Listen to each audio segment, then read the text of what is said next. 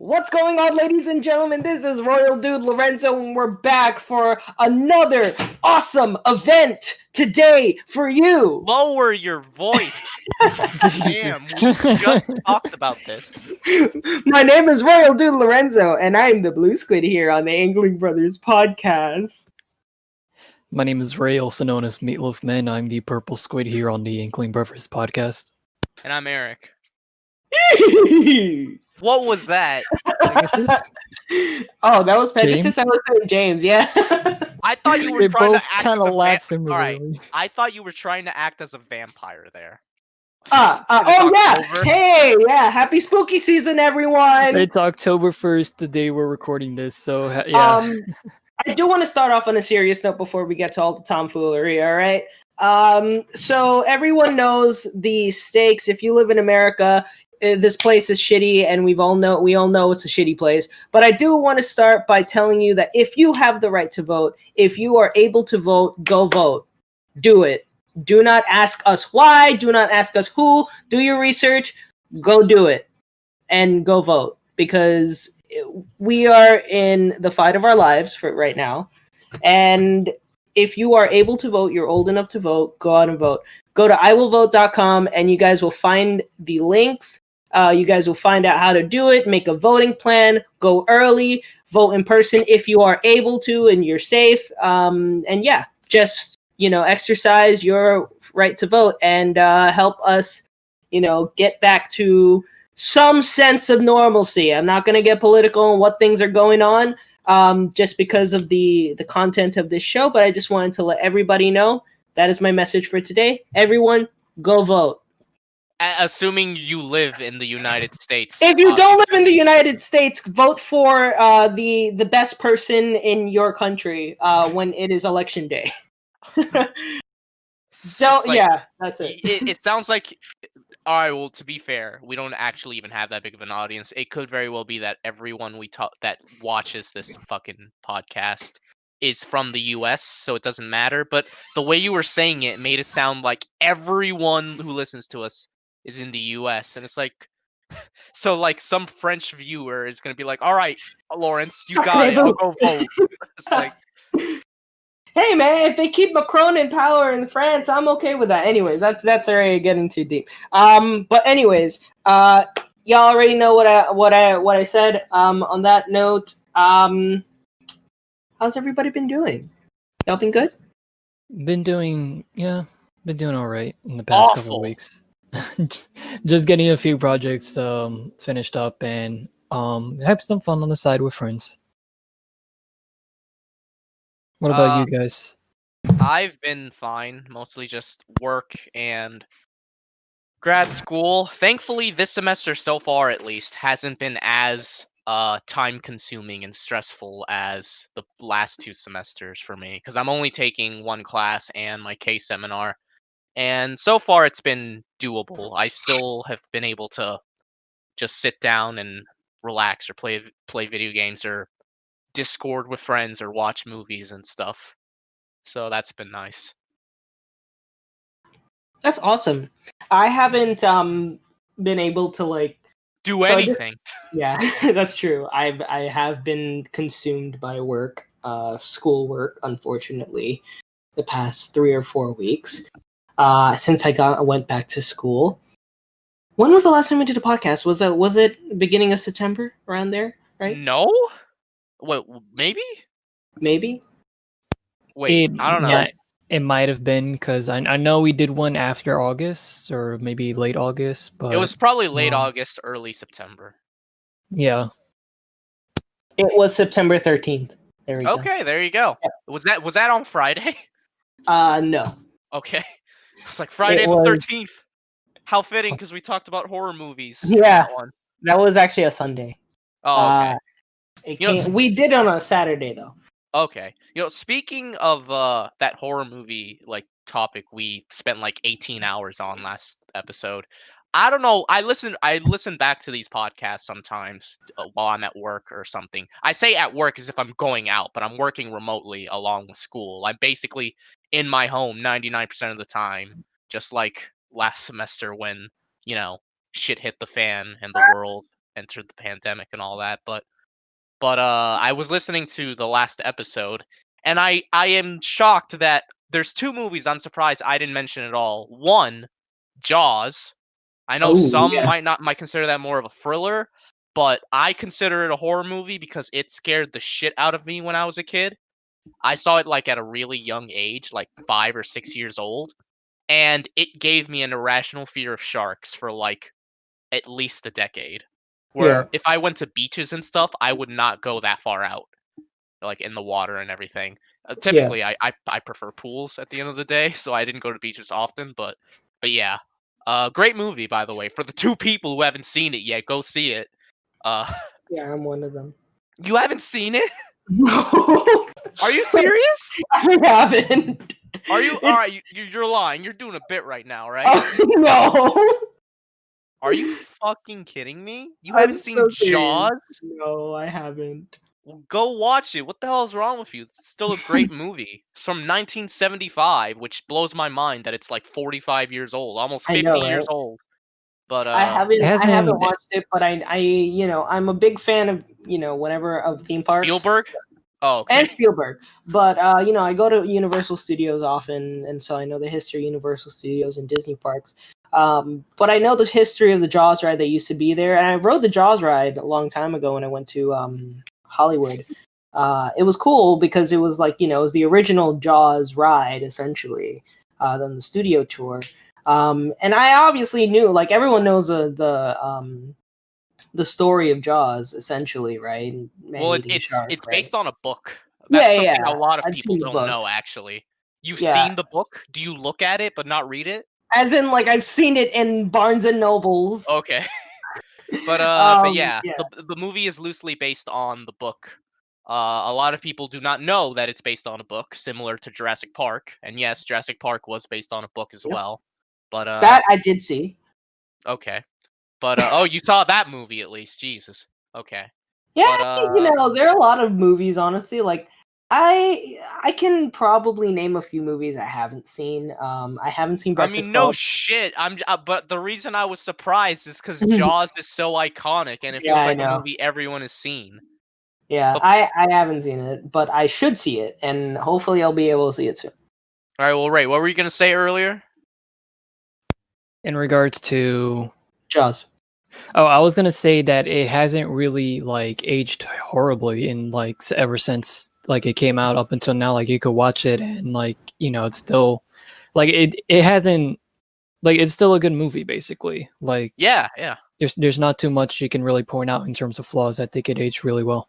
The shark still looks great in that movie, despite it being 45 years old now. Because they used a robotic shark. If it wasn't obvious, they didn't use a real shark. But they trained a real shark. they trained a real shark. Eat that bitch. Impressive for the 70s. But yeah, that's a great movie. Still holds up today.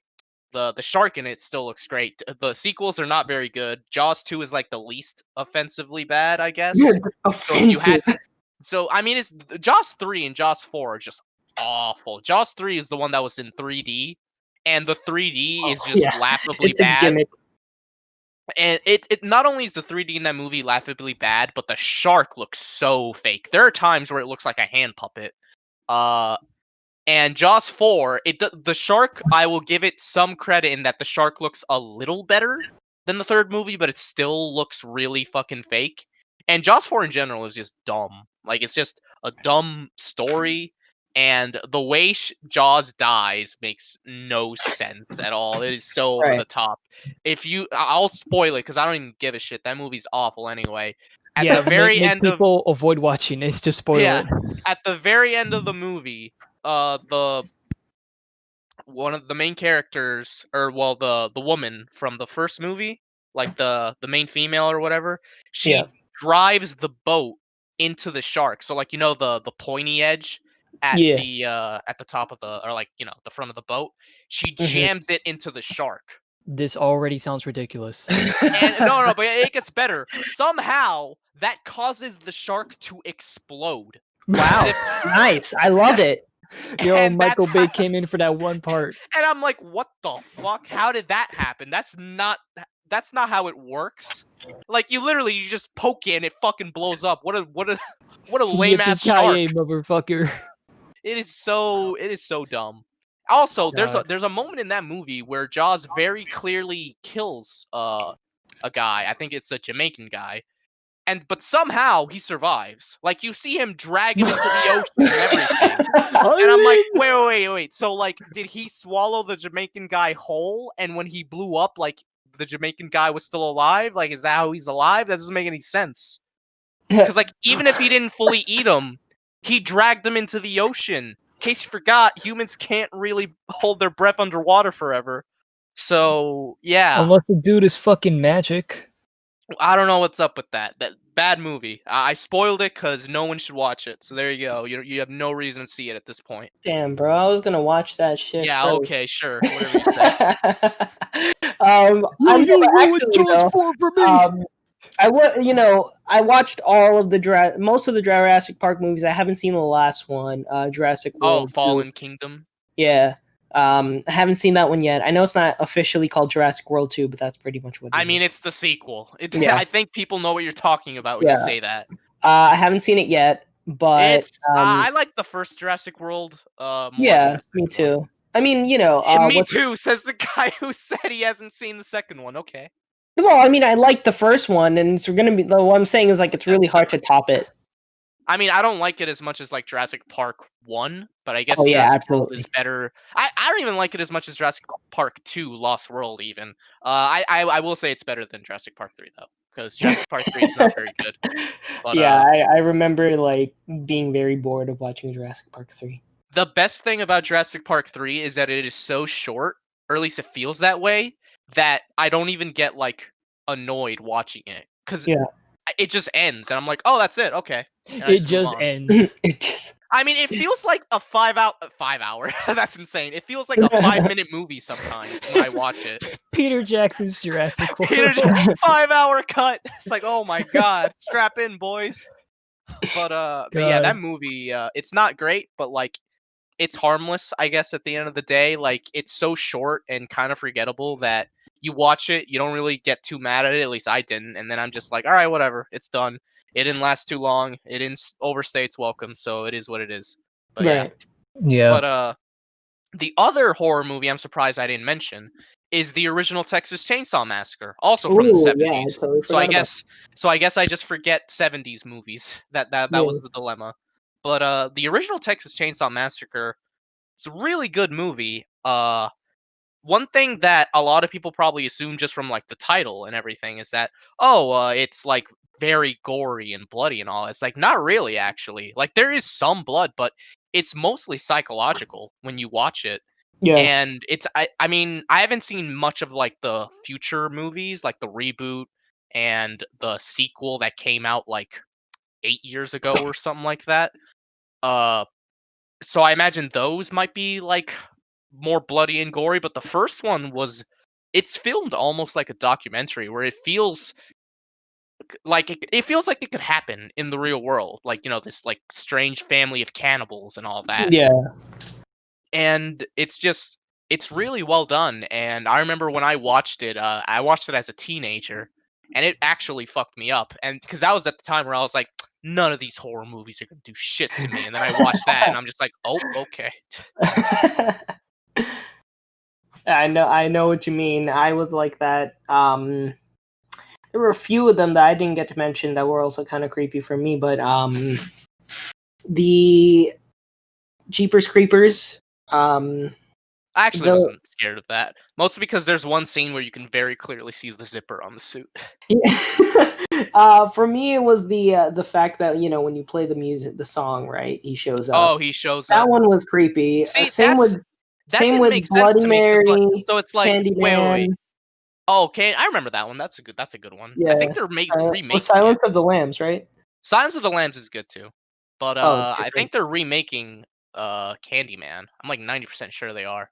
Yeah. But, excuse me, ladies and gentlemen. Some of y'all know me, some of y'all don't. Bro, Candyman. If you live in New York City, you know what that's a reference to. Yep. If you frequent the MTA, you know what that's particularly a reference to. Particularly the 4 train. Yeah, Oh god. especially. But no, I know you. Those movies were scary to me because like they just like the other ones I mentioned in that other episode. They involved kind of real world elements like a song or something Jeepers like that. Creepers feels like a real world element to you, really. Well, I'm talking about the song. Jeepers! Like the real world element is a song, right? When it's played, Jeepers, Bro, are you the serious? monster shows That's up. enough for you to be like, oh man, did you just tell me to shut up? I didn't say that. Oh, okay. What the hell? Eric was about to throw down. No, so like because we were talking over each other, and I guess in like the Okay. wavelengths, it almost sounded like you said "shut up" while I was talking at the same time. So I was like, "Wow, all right, don't offend, don't make fun of Jeepers Creepers, I guess." but I Don't was make just fun of it. That scared the shit out of me. fuck you, Eric. But I just find it humorous. So you're like, oh man, the real world element. I was like, oh man, just because they have one real world song in the movie, there's a huge real world element too. It's like, bro, I hate to break it, Lawrence, you can listen to the Jeepers Creepers song right now, and you would not show up. I'm just saying. It is as a kid, it was the fear of the unknown. Okay. So when you watched that, you actually thought, fuck man, I can't listen to this song. He's gonna appear behind me and eat me. Yes. Okay. The same thing was true with Bloody Mary. I actually could not go into my bathroom. Like, I had. See, I tried that like 80 times as when I was like a kid and a preteen and all that, and it never worked.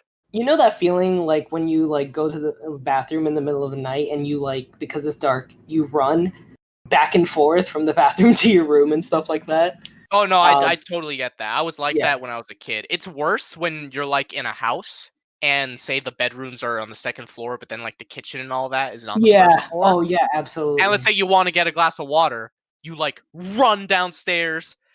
Or no, this is what I would do. I would turn on the lights as I go to the kitchen. Yeah, but obviously I can't leave it on. So what I would do is I turn off all the lights, but then at the very last light, I turn it off and just book it upstairs. I just run up because it's like, oh, it's dark now. I know. Yeah. I know that feeling. That's exactly what I do. What I used to do is that whenever I'm like going to the bathroom, going to grab water, I turn on the lights in the pathway of where I'm going, so that I can at least have some sort of peace of mind that there's nothing out there that's going to come and scare me.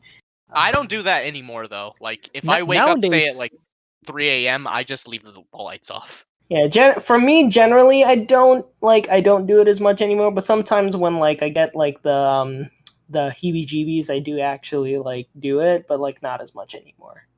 Nowadays, we just sorry. Nowadays, no, I was gonna we ask what you were gonna say. Sorry. Yeah, I figured.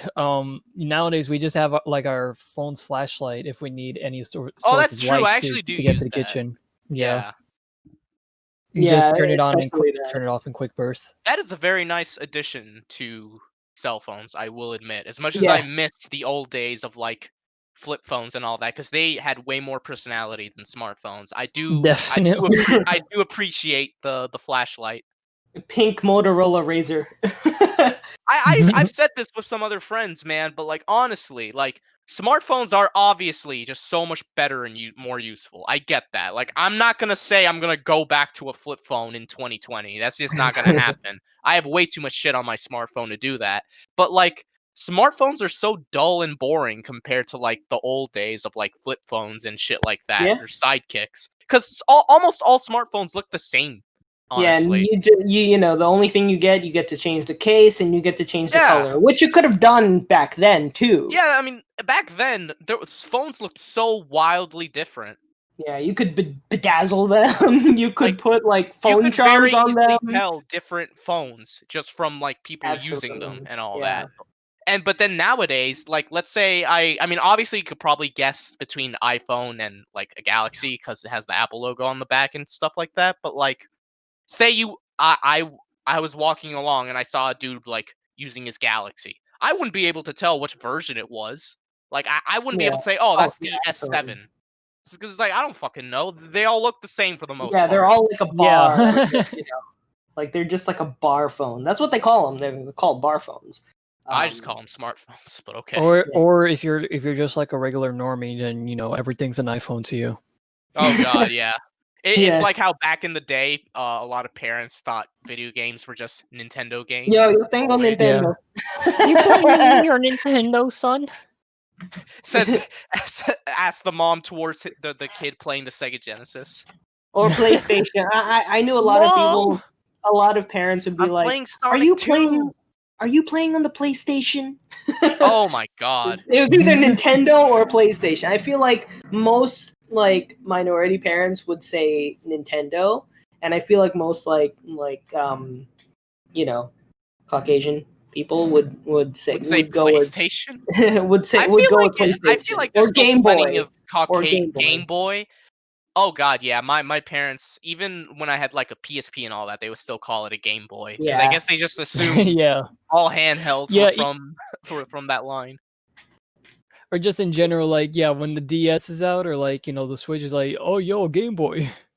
God, Nintendo DS. that's actually one of the reasons why it took a while to convince my parents to get me like a I think a DS, because I think I can't remember what I got first, because I know I had the PSP and the DS, but I can't remember what I got first. But I do know when it came to getting the second one, I had to convince my parents that they were completely separate things, because they were like, but you already have one. I'm like, no, you don't get it.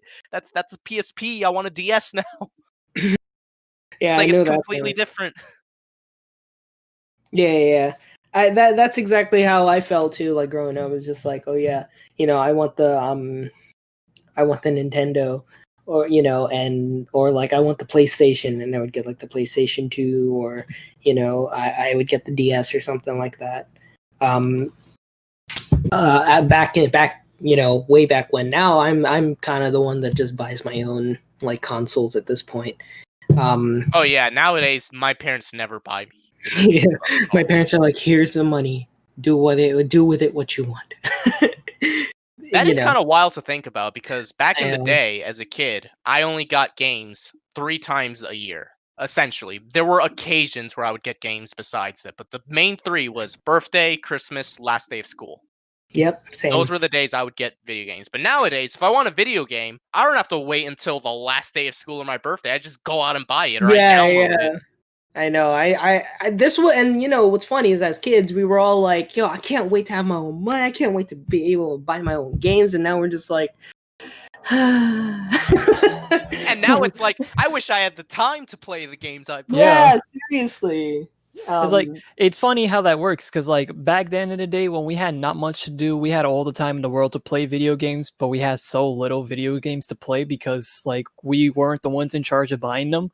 Yeah. And nowadays we have access to stuff like the eShop and PlayStation Network and Amazon, and now we can have, if we have the money for it, we can have any access to any game we want, but we barely have time to play them anymore because we're so busy adults. with real life shit. Yeah, we're adults now. We're not kids. We're adults. God, that's actually a funny thing, because as a effect of that as a kid, because I know plenty of people who are the same, where they only got games like 2 or 3 times a year. A big effect of that is that you end up replaying the games you have a lot, like over and over again. And I feel like that leads to everyone has like those games that they played a million times, so they know like the back of their hand. And that was actually a topic I wanted to do in a future podcast. It was one I thought up of like a while back. Like games that just are like second nature to you. Games that you replayed like a dozen times, so you know them inside and out. Like you can just you're almost like a robot when you replay it, because it's like, all right, I go here, I go here, I go here, I go there, I do this, and so on and so forth. I think everyone has like a few games like that for them, and I feel like that'd be a fun little topic to have in a future podcast, but maybe not this one because we have plenty of topics. Because he had to say that because he knew that we were gonna start thinking about it. Was the last episode I mentioned like, oh, one cool topic could be celebrity deaths that affected us, and then Lawrence was like, good idea, let's start talking about it. I was like, whoa, wait, I meant for like a future episode. He's like, nah, we're doing it now, and it's like, okay. That's why I'm emphasizing today for this You one. misunderstand, Eric. Hey, Ray, why don't you put that in topics list? We'll get to it. in maybe in the next episode, but not Yeah, this next one. episode. Fine. You'll have that one. This motherfucker made us spend like half an hour on celebrity deaths, and I was like, I was offering it as an idea for the future, not now. Well, we're here now.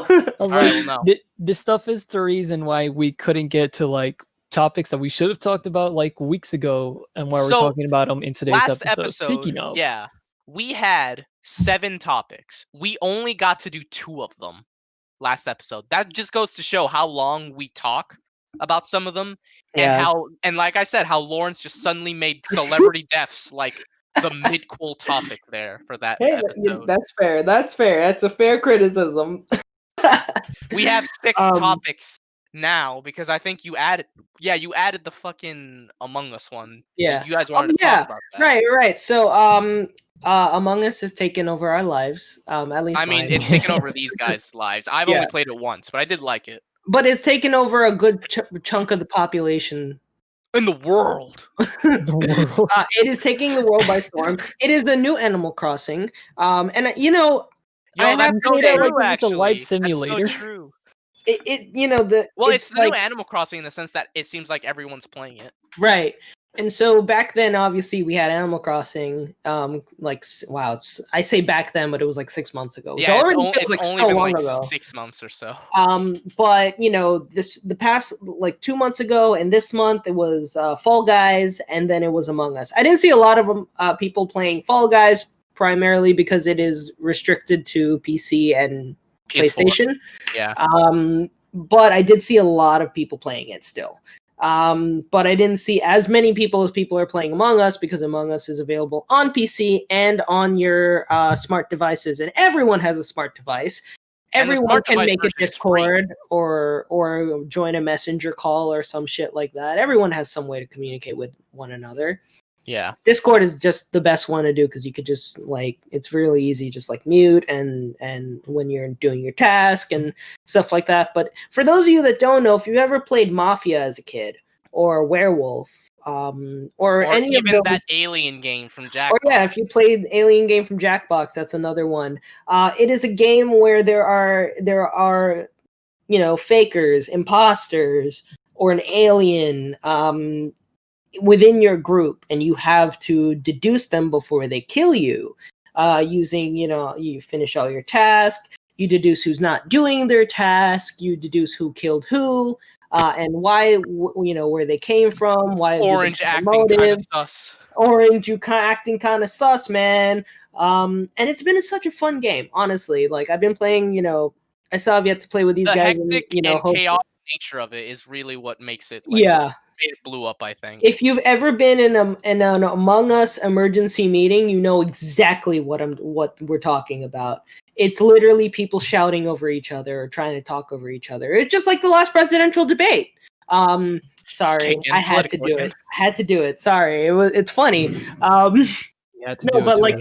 Everybody, it's such a funny, such a fun game, and I have yet to play with these guys. Maybe one day we'll play it soon. Yeah.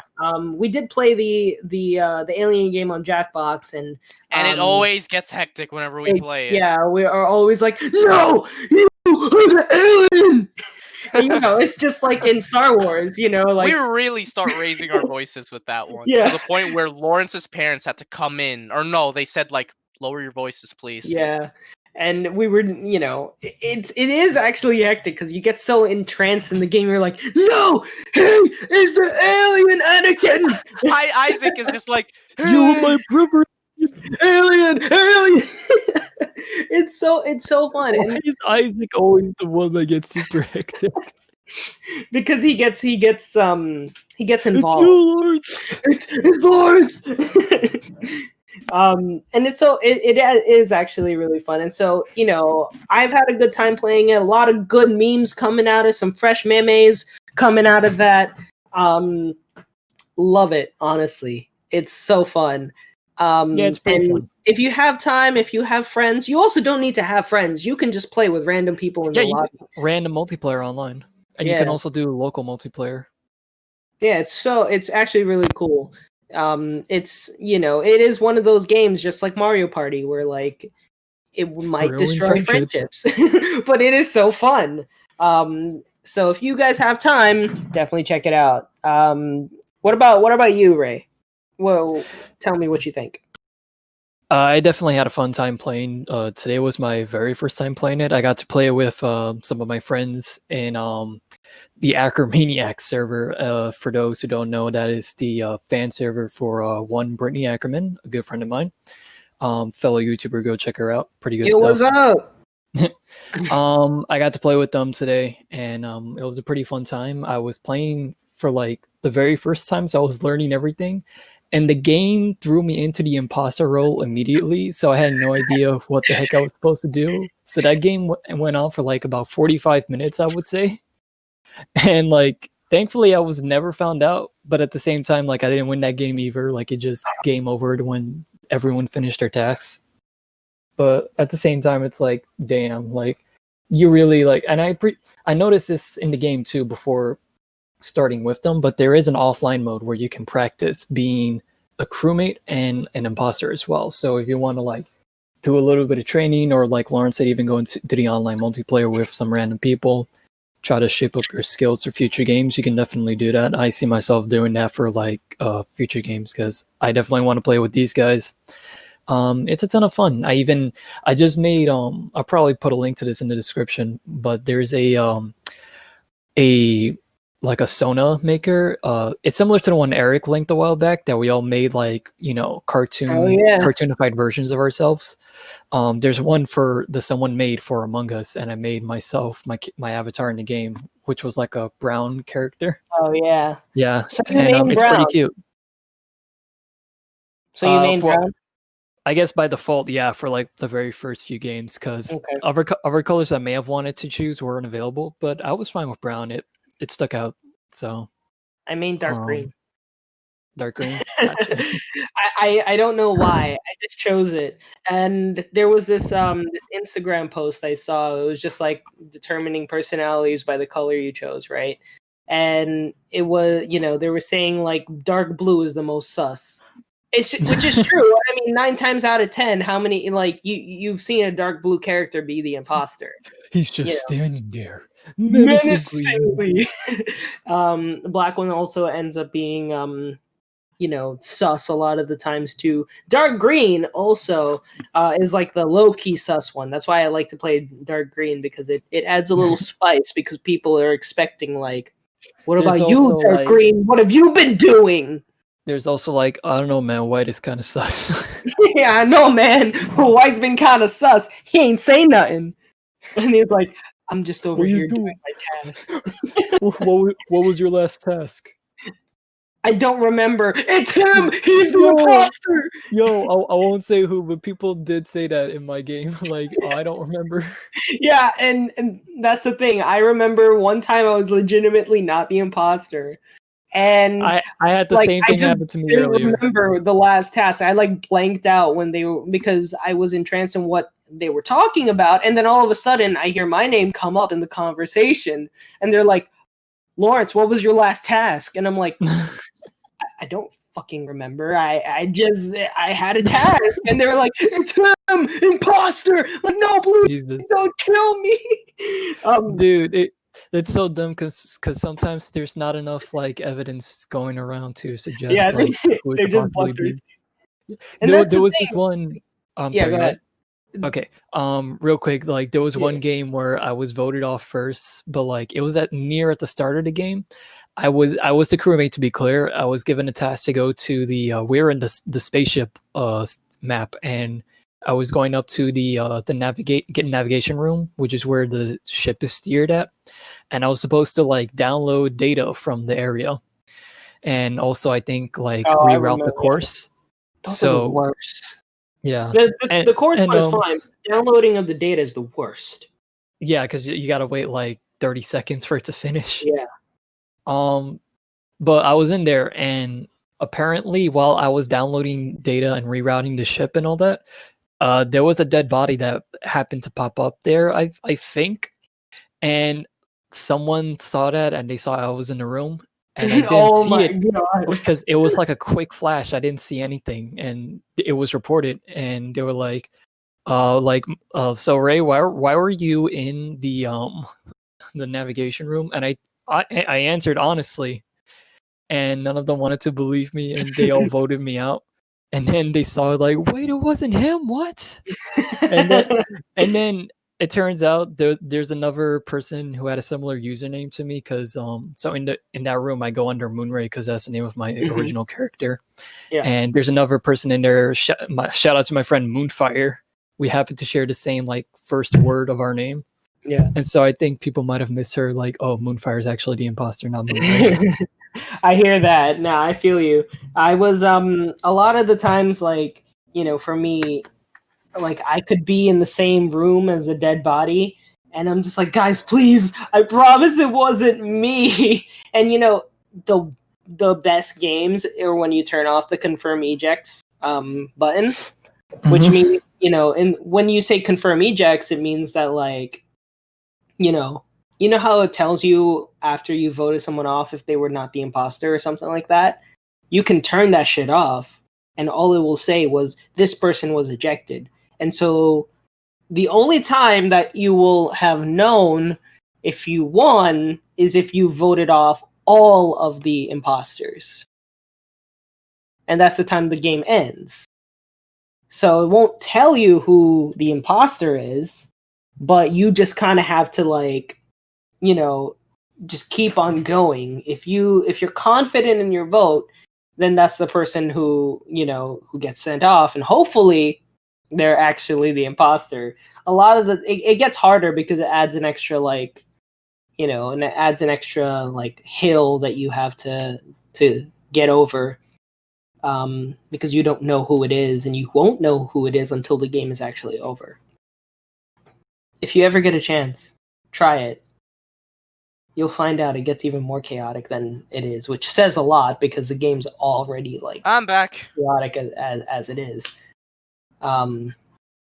So, are you the imposter? Me? Yeah, totally. No, we were just talking. What about your experience? Well, I've only played it once. I played it last Saturday with some friends and stuff. We played Jackbox at first, but then we were like, let's try it Among Us, and we're like, yeah, sure, and we all downloaded it because, like I mentioned earlier, the mobile versions are free. I think one of us ended up buying it on Steam and playing it there, but Yeah. I think the rest of us just played it on our phones, and it works well on the phone. Like you could tell, it feels almost made to be played on phone in a Yeah. way. But I imagine the PC version might be better when it comes to like texting people, like typing up messages and Oh, all that. absolutely. I hate the But keyboard. yeah, I mean, I don't mind the keyboard when I'm playing it. When it's landscape, I can't really text. When it's Yeah, me just too. like vertical, I can text just fine. Yeah. But yeah. That's why voice chat is better for me when I'm like playing Among Us, because I cannot type. It feels so weird to me. Yeah, Typing on. same here. It feels weird typing in landscape mode on Among Us, like when I was playing on my phone. So I just stopped typing in there and just talked through our Google Hangouts chat, because for whatever reason we used Google Hangouts voice call that night. But oh, Ray, you back? He's alive. Is he among us? He is Among Us. He's the imposter. Vote him off. Alright, well, while he ponders his predicament about being caught, Yeah. I'll also continue saying. Oh, did he say something? No, keep Oh, going. okay. I thought I heard him. Right. So I played it on my phone last Saturday, and it works well on the phone. Like, if it fits the interface and everything perfectly, and it was a lot of fun. And the good thing about it is that I've seen it through memes and stuff, but I didn't know exactly how it worked or how it played. And I was able to pick up on everything you needed to do if you were a crewmate and if you were an imposter in like 5 minutes. Right. I think the second game I played, I was the imposter, so I was able to understand. You're able to understand everything in that game very quickly. It's very easy to Yeah. just pick up and play, which is nice for a game that can be played in short bursts like that, or you can play it for like hours, like some other people have. But I assume these guys already explained the game already, but I will. So I'll just go on to say that I think the game is fun overall due to its hectic and chaotic nature. But I will admit, I think being the imposter is way more fun than being a crewmate, because it's just fun trying to like accuse other people Yeah. and then other people falling for it.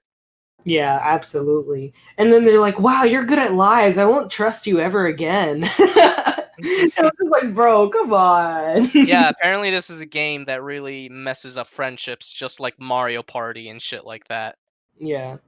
No, I feel you. And you know what it is? It's um like when you think about it, right? There, like, even though it is such a simple Hello? game, there's still so much. Hey, Ray's back. Hey, There's yeah, sorry, I was so wondering if my much- mic was working or not. Yeah, we couldn't hear you. That's why I was like, "Oh, he dead." Yeah. Here, But No, I was gonna say earlier when Eric mentioned like how we got the game, my friend DJ gifted me the gift on Steam. Shout out to gifted him for me doing the that. gift. so wait, you played it on Steam, right? Or you played it on phone? Yeah, played on Steam. I heard the phone Oh, version, like the phone version I think is free, but like it has ads, and if you're in a yeah, it Discord does call, have I ads. wouldn't yeah, I wouldn't recommend doing that if you're on mobile in Discord. Yeah, it has ads, but they're ads you can just X Yeah. out. I Yeah, I also know, like but for the if you're ads, on I Discord, removed them. there's a possibility you could get cut out from the Discord call if you if an ad with sound comes up. Yeah, I honestly I removed the ads. It was like $1 because I don't want to play it. Like I might not play it on Steam, just because like I like having the computer interface Right. like clear. So like I'm on like Discord or like if I'm have to do readings in between like rounds or something like that. Yeah. So that's been okay. I do I don't really like. Other than that, I mean, the other good thing about getting it on Steam is that you get all the outfits right away. You get all the pets and stuff like that, which is cool. That too. On the phone version, you have to pay for every bundle or every outfit. It's like $1 or $2. Which like if they're gonna like make the servers like better, they're gonna add new maps or new play styles or something like that. Give a little donate. It is Yeah, an independent game, so. it's funny. Due to how popular the game is, they actually canceled the Yeah, sequel because they they're like, canceled we're it. just gonna Yeah. focus on the first game, Which is and it good. feels so weird to like, cause that was the headline. It's like Among Us developers cancel the sequel, Yeah, I and remember. in other like scenarios, you might be like, wow, that sucks. I guess the game's dead. But no, in this scenario, it's actually not that much of a bad thing because it's like they're canceling the sequel to just focus fully on this game due to Probably how because much it blew up. they didn't expect it to blow up, so. Yeah.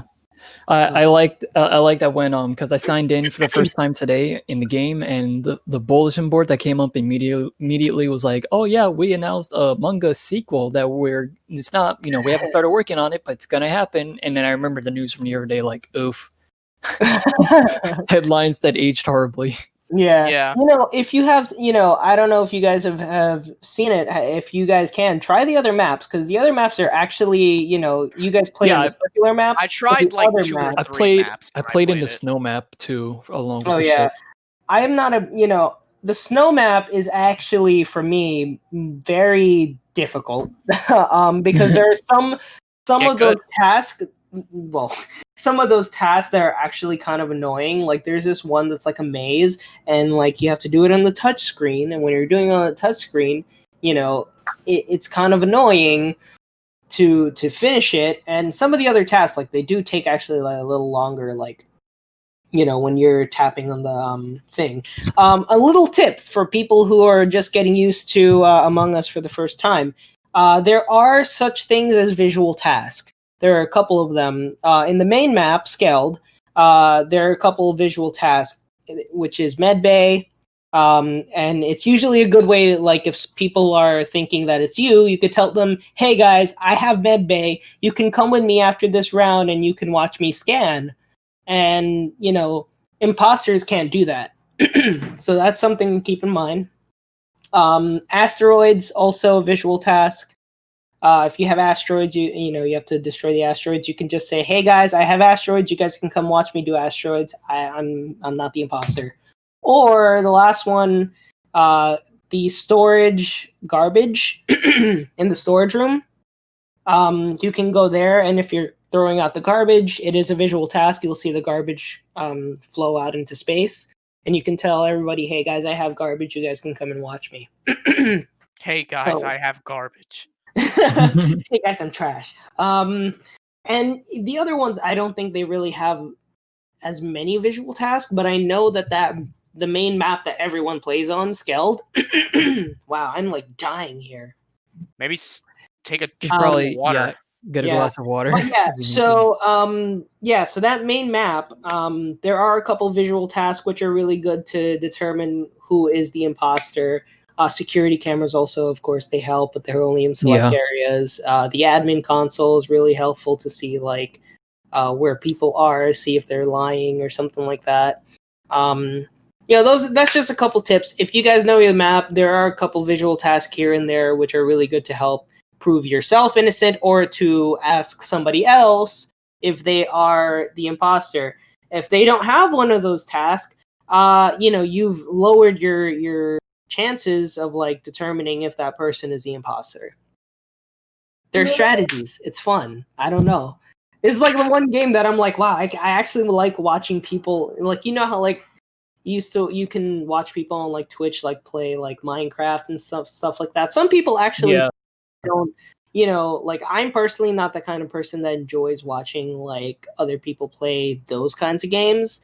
So if it's a streamer I like, I'll just tune in because I want to. But Among Us is one of those games that, like, for the first time, I'm just like, I really don't care who's streaming. I really just want to watch the gameplay so that I can learn more strategies, and learn more like tales and stuff like that. Because as well as watch all three of us, in our olden days, we were all actors, and so the whole point of what we're doing here is that we're essentially trying to build on those acting skills, right? Because you have to be able to like know your content, you have to know your character, and you have to know how to best sell your character to the other people.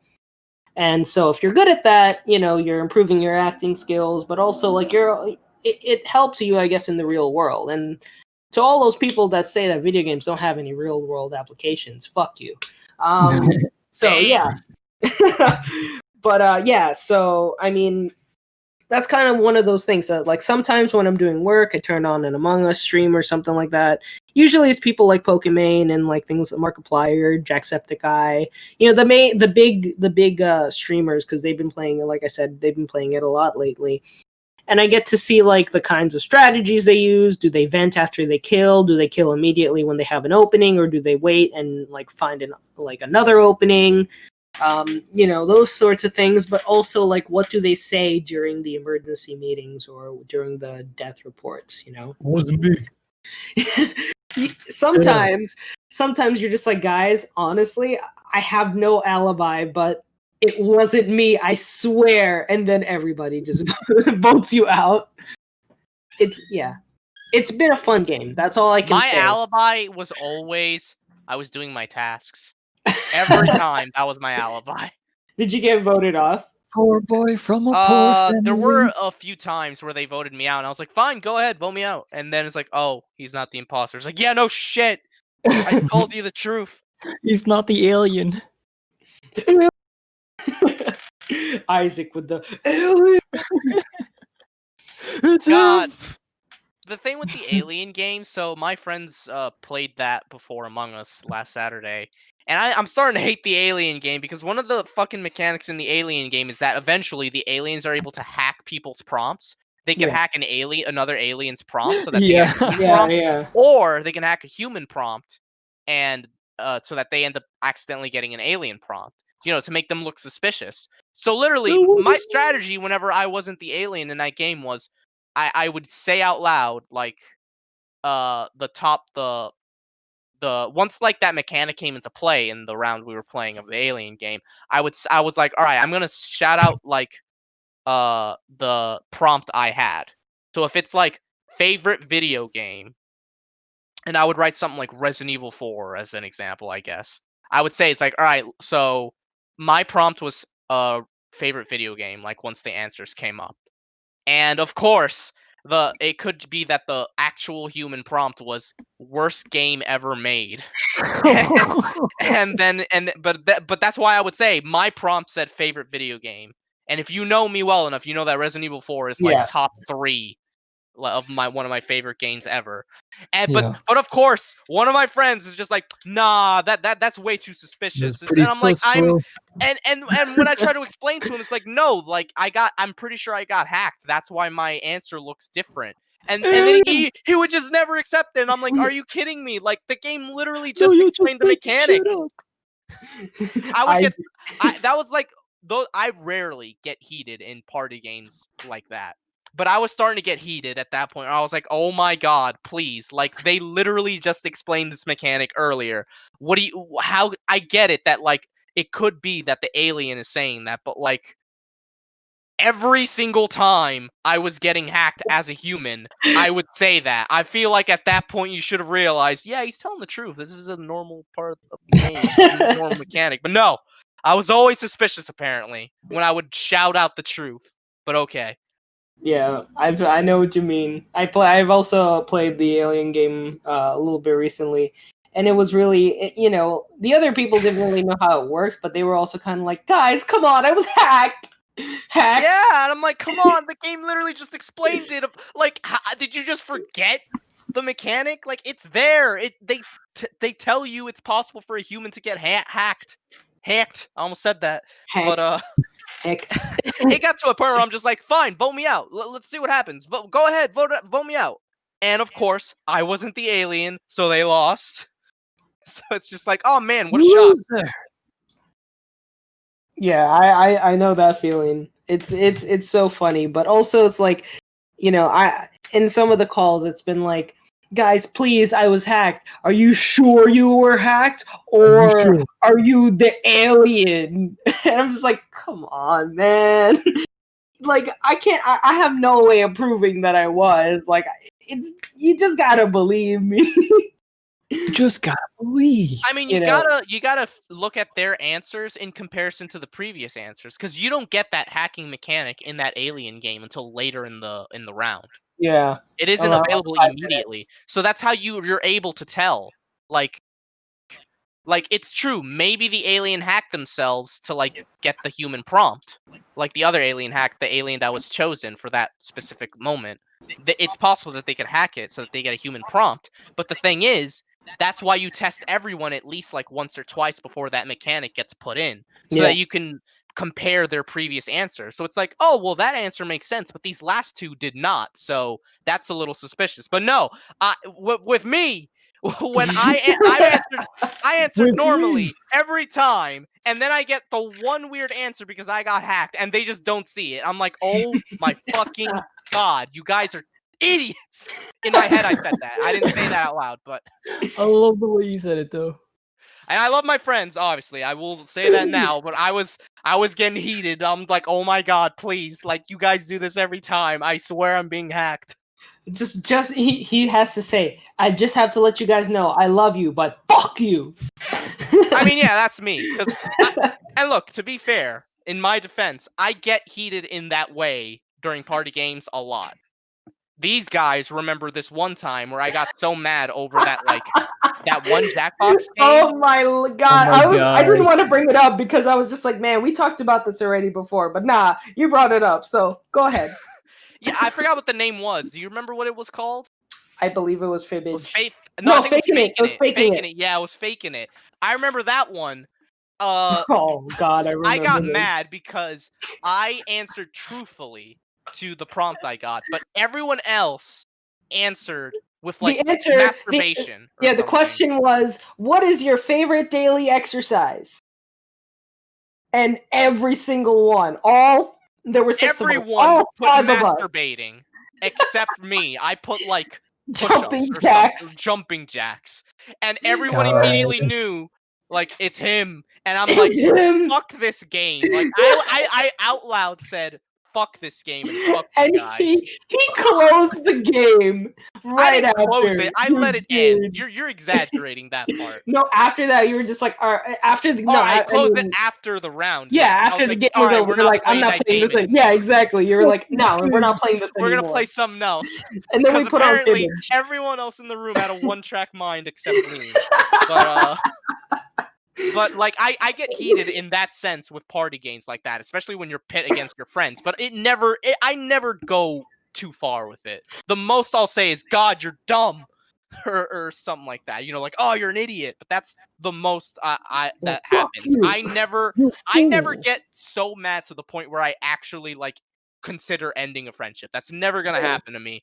But these guys triggered my feelings. these guys during the faking it thing thought otherwise, because when they left my place, Lawrence messaged me and he was like, "Hey man, are you all right?" And I was like, yeah. Why do you ask?" And he's like, "You got so mad over faking it. I thought like, like I thought you were mad at me." And I was like, "What? No, I was just like, I was just getting heated in the moment. Is all. I'm not. I didn't like." I didn't want to end everyone's conversations at that point, and it obviously didn't. So I don't know why you're like, "Are you all right?" It's like, no, it's fine. Okay, That's just No, how it I was am. it That's was just how I funny. am with party games. Yeah, no, it's funny. It is. You know, like our inner competitiveness comes out, which is really fun. You know, so as a person, when it comes to video games, I'm not really competitive. Like in general, like I know I'm never gonna be like the next Overwatch, COD, Valorant, like Overwatch. Haven't heard number that name in one years. rank player, prestige, whatever the fuck. I mean, it we're is. talking about party games. I don't Prestige. think there's pro Mario Party leagues, if that's what you're trying to infer. Well, no. What I'm saying is that, like, you know, like party games, I feel like is the one games where like they encourage you to be like either competitive or assistive, right? You help your friend, you all work together towards a common goal, or you all are going to start shitting on each other. And the thing is, like I said, what I meant is like I'm not the kind of person that I don't play like, you know, I used to play a lot of COD, but I wasn't like totally competitive, like to the point where I was like playing, you know, 12, 15 hours a day. Yeah. You know, because I remember there were people who got prestige in the, like, within 24 hours of COD Black Ops being out. I remember this distinctly. And I was like, COD was how? The huge game back then. just came out. And there are people already, like, prestige level, like, 10 or something like that. I'm like, dude, you All just right, got I don't think 60. that's true. I don't think it's possible to get to prestige 10 in 24 hours. No. Prestige level, like, prestige level 1 and 10. Like 10 levels, yeah. Like 60 levels, essentially. I forgot how many prestiges were there in like I think 5? those old days. I think there was 10. I thought it was 10. Was it 10? Maybe I'm wrong. I don't know. It could be 5. It might I have don't been know. 15 in some games too, because I think it differed for each After, game. I think Modern Warfare 3, that's when they started increasing the number of prestiges. You really have to play a ton of COD multiplayer to even get that high, which I never did. Like the CODs I played the most when I was younger was 4, Modern Warfare 2, World at War, and Black Ops 1. Like that string of games was when I played a fair amount of COD. But even then, I think the max I ever got was like first prestige, and that was it. Yeah. I played Black Ops and Black Ops 2, which was, you know, I played a lot of that and played the multiplayer in there. The zombies was always really fun, especially in the first Black Ops. But I know World at War Zombies was also really good. I played a little Modern Warfare 2 also. I didn't really play like the rest of them. I remember Ray played Black Ops on his N64 back in the day. Which, funny enough, I think the scene for it, like the online, like multiplayer, like servers, yeah, it's still there. I think they're still going right now. Like what? I haven't But played. Nintendo Wi-Fi went down.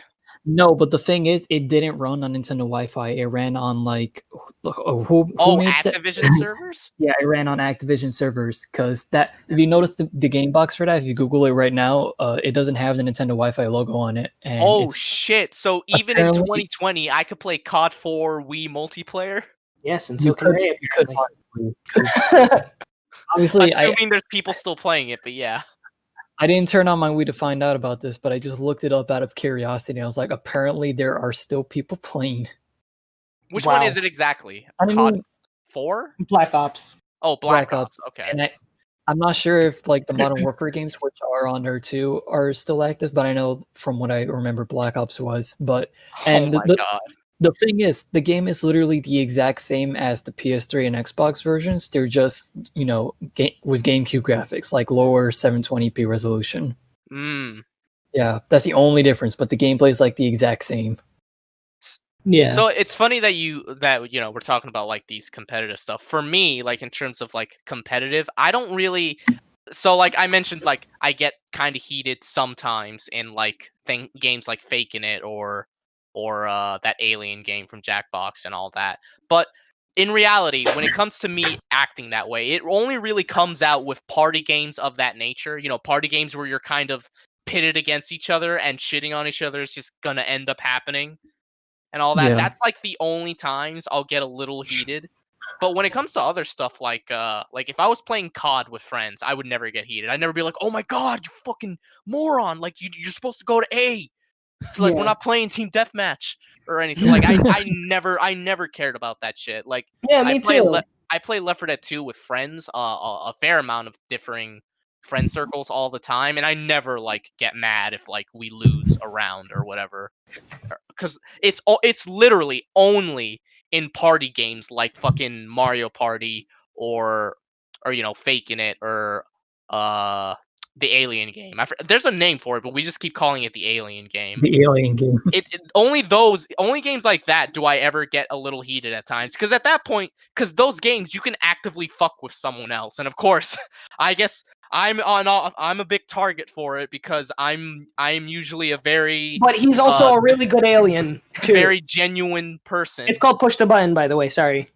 Oh, that's right. That's what it's called. Push the button. Push the button.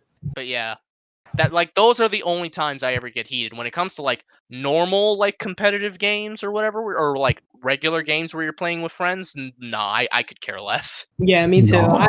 For example, I remember back in the day, like, the rest of the guys used to be really, me a little bit, not really as much, but like, used to be really competitive about Smash. The competitive Smash community, kind of went off a cliff. Recently, especially. Oh no, God! But So you I mentioned mean, it. yeah, but I mean, in general, though, like the kind of person I am is that, yeah, sure, I'll be like, no, why did you push me off the ledge? And I used to get a little competitive, but like you were saying, I think when if it it was came, a game that I wanted to be better at, but I just wasn't at times, I'll be like, "Fuck!" Like I'll me do something too. like that. Because I Fuck. remember there was one day where we were all hanging out at Lawrence's place. This was years ago. I think this was before Smash Ultimate. Even I think this was Oh still yeah. Smash Wii U. We were playing with like Caesar, Henry, Isaac, and then the three of us. And I think at the very end of one round, it was me and Henry at the very end, and I was like, "Oh my god, I might actually win!" And then I don't win, and then I just slam my fist on the ground because I'm like, "Damn it!" Curse you, I Henry. think I remember this. I remember this, and Henry was like, "Hey man, you did fine." I'm like, "Thank you." Like I wasn't mad, I was just frustrated with myself. I was like, "Fuck, that was so close." Cause Smash, if I've never mentioned it before, Smash is a game I actually kind of wish I was better at because I'm not very good at it, honestly. Yeah. Even to this day, I'm still not very good at it. But it's a game I wish I was a little better at it. So when I'm Yeah. that close to winning, and then I lose, I do something like that. But that's as far as it goes for me, at least. It's funny you bring that up because it's like I was actually just thinking about this earlier today, because there was obviously a Smash announcement. For those All of you who don't right, know, Minecraft Minecraft Steve. Steve, Enderman, Minecraft. all of them, they're there. I mean, it's one fighter. It's just that the Enderman and the Yeah, other stuff are different skins. different skins, but Which fits because so of Minecraft. Yeah, I mean, yeah, you can edit your skin in the game, so. Minecraft is one of those games that has like a huge like impact on video gaming history all the way back to like early 2000s. So like Minecraft? it took late 2000s rather. yeah, But late Yeah, I 2000s. was gonna say, early 2000s, it didn't exist. Okay. that But shit took over YouTube for like 2 years. Oh I my would say. dude, I remember this. that's how I Like, remember. I think it was so if YouTube had like stages, man, because I remember COD was the biggest thing on YouTube in like middle school, and I think even like early high school, but eventually it shifted to Minecraft. Minecraft became like the biggest thing on YouTube for like the late years of high school for me and all that. Like that was the big thing on YouTube. If you wanted to get big, do Minecraft Let's Plays and all that, and garner an audience, you know. And I think now and then, you know, after Minecraft, I think like the next big thing was stuff like FNAF, horror games like that, and then at one point it was like Fortnite, and nowadays it's probably, you know, stuff like Among Us and Fall Guys. But yeah, there was a point in time, and Minecraft, to be fair, is still humongous. It's just that it's not the only humongous game anymore. Yeah. So to go back to what I originally was saying but yeah, Minecraft on Smash, pretty awesome. Video game history, really great. I mean, so many people were getting mad at it, and I'm just like, I mean, what do you expect? Like, Minecraft is literally the best-selling game ever. It absolutely like has a place in gaming history, and Smash at this point is a celebration of gaming history, so it was bound to happen. Yeah, dude. I don't want to name any names, especially since some of the people like they weren't even being those kind of guys. They were just, you know, being hopeful in general. But whenever these announcements come up of like, oh, this Friday or this Thursday, like new Smash announcement stream coming out, like, you know, be there at 10 a.m. to see it. Home Depot. And immediately on Twitter, you always see like Sora, Dante, Gino, and I'm like, guys, it's okay to want this character in Smash. It's even okay to be like, you know, I hope it's them. But at the same time, just don't overhype yourself and don't be like, it's okay to feel disappointed, but just don't feel angry or get mad or anything like that. Just be civil about it, really. Just be civil about it and understand that there is an audience for every character that gets in. Yeah, because it's like I said earlier in our group chat. A lot of people really need to realize that not every announcement for this game is going to specifically appeal to them. Because, like, I'll be honest, I didn't really care about Minecraft. I personally don't care about Minecraft Steve being in the game. I like Minecraft. I've never played Minecraft. Oh, really? That's surprising, actually. Yeah, I haven't. Not because I don't want to, but because I literally just never played it before. Fuck Minecraft. But I played a little bit of Minecraft. Some friends of mine back at my old college were, really big into Minecraft, and so I would join them occasionally on that. I built a diamond farm. Yeah. Yeah. I played a fair amount of Minecraft. I don't really play it anymore, but occasionally, like every 5 years, it feels like some friends start playing it again, and then I start joining them. But I was super into Minecraft back when it was like the biggest thing on YouTube and stuff. So like late high school and all that. Yeah. And it's a great game. It's not for everyone, but like it's solid for what it is. And if you have a very creative mind and a lot of imagination, you could do a lot of cool stuff in that game. And it's still getting patches and stuff to this day, and there's loads of cool mods and stuff you can do with it. It's a great game, and but for me personally, I didn't really want Minecraft Steve in it, and it's mostly because I'm just like, I have so many other characters I really would love to see, like Dante in Smash and all that. Like that's a big one that people always say. Or Sora is a big one for me. Sora from Kingdom Hearts and I would like to see those characters too. I'm just not gonna, super pin my hopes high up there into heaven. Like I was like, oh damn, no Sora or Dante or anything like that. But I mean, it still looks like an interesting fighter. Like I'm not gonna be an asshole about it. And I mentioned this on Twitter, I think. A big demographic for Smash, as much as some people might not realize this, is still little kids. Like, I know a lot of the online talk for it is like, adults and all that, but a huge part of Smash's audience is still young kids. And to this day, young kids are still really into Minecraft. I mean, like I said, it's not the biggest thing ever anymore. There's other stuff in there like Fortnite, but Minecraft is still a beloved game, and even to this day, kids are still really into it. So I imagine they went nuts for something like this. And I mean, hey, it appeals to them, and good for them. It doesn't appeal to me, but I'm not gonna be a baby about it. Right. Yeah. How many fighters do we have left? From the Fighter Pass 2, we still got 4. So yeah. Wow. Yeah. So we could very much still see Dante and or Sora. There's so We many could. characters a lot of people want. I know there's plenty I want. I want to see my picks of stuff I would love to see is stuff like Sora, Dante. I'll be honest, I am one of those people that would like Master Chief in it. Like Yeah. if I so wanted fucking cool. another Microsoft rep, it would be that. It would be Master Chief because Halo is an awesome shooter, Mhm. especially the Bungie ones. It's a Halo legendary 3, shooter at this point. hell yeah, Halo 3, man, fucking still one of my favorite games, top 10 easily. But Oh yeah. I but yeah, really, like Master you know, Chief is another one for me. I'm kind of sad that the Cuphead is just a costume, but I would have really liked to see Cuphead as a character. I'm glad it's in the game though, at least. Yeah, I'm glad it got Yeah, some If representation. they're not a fighter, then they get representation elsewhere, which is nice. Yeah. For me, I think it's either Crash or Spyro. I would love to see. I know. Oh yeah, probably I won't think I'd love happen. to see Definitely Crash. would love to see I that. think that's the biggest question right now. Like, if either get in, who's it gonna be? I Yeah, mean, one thing they could maybe do, they could just have both together. probably. They could, but then that would like It's two like spots. it's like if they ever made a Cartoon Network Smash game, they should have the Eds as one character. Right. Right, yeah. Or Home at least- Depot.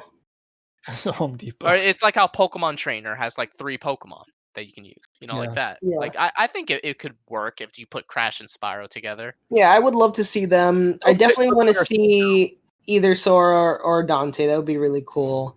Yeah. I think definitely someone, now we have Steve. I would really like to see someone like, Freddy Fazbear. That would be A cool, lot but of I don't people think were it'll joking happen. earlier that we'll, Oh we'll yeah, probably people were see joking FNAF about cons. that. You know what though? In all fairness, we could probably see some me costumes of them, like just We being we real. could. We very With well the could. insane shit we've been getting, like Oh, fucking right. Now it's a We got main. Sans. Yeah, now it's a main title game. They had the VR game, but now for Mhm. PlayStation, but now they have the main title PS5 game. Like, I would love dude, to see Sakurai talk about it officially. Like, we've added a Five Nights at Freddy's costume. yeah. Freddy Fazbear. I think those are definitely some of the big ones. I definitely want to see. Definitely want to see Crash and Spyro. That'd be good.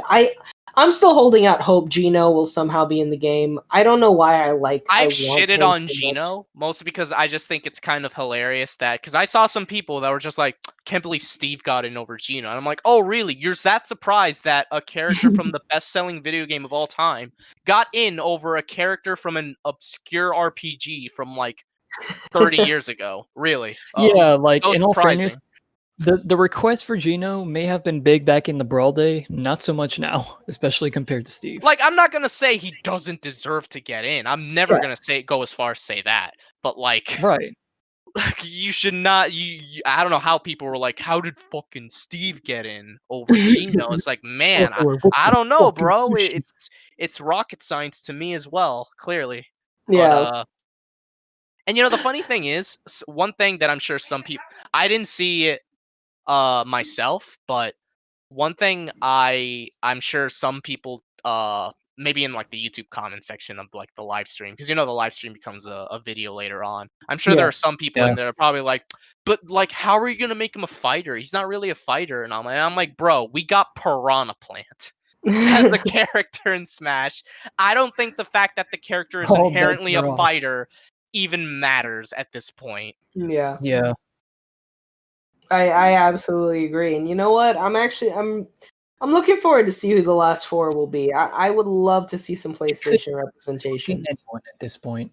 It Oh, really God. could be. It would be, it'd be funny if like a PlayStation Kratos. rep like Kratos or oh god, Kratos would be so bloody. I don't know if he'd Sly get it in, Cooper. but maybe like Sly Cooper, Jack and Daxter. Oh yeah, Sly or, Cooper. That's another one. I want to Sly see some of the PlayStation All Stars on there. I'll be Sly honest. Cooper, Jack and Daxter, Ratchet and Yo, Clank.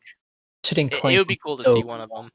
Yeah. Yeah, I feel like Because let's face it, Sony is not going to do another PlayStation All Stars Battle Royale. So Yeah. that was a fun game. It's just like every character was the same.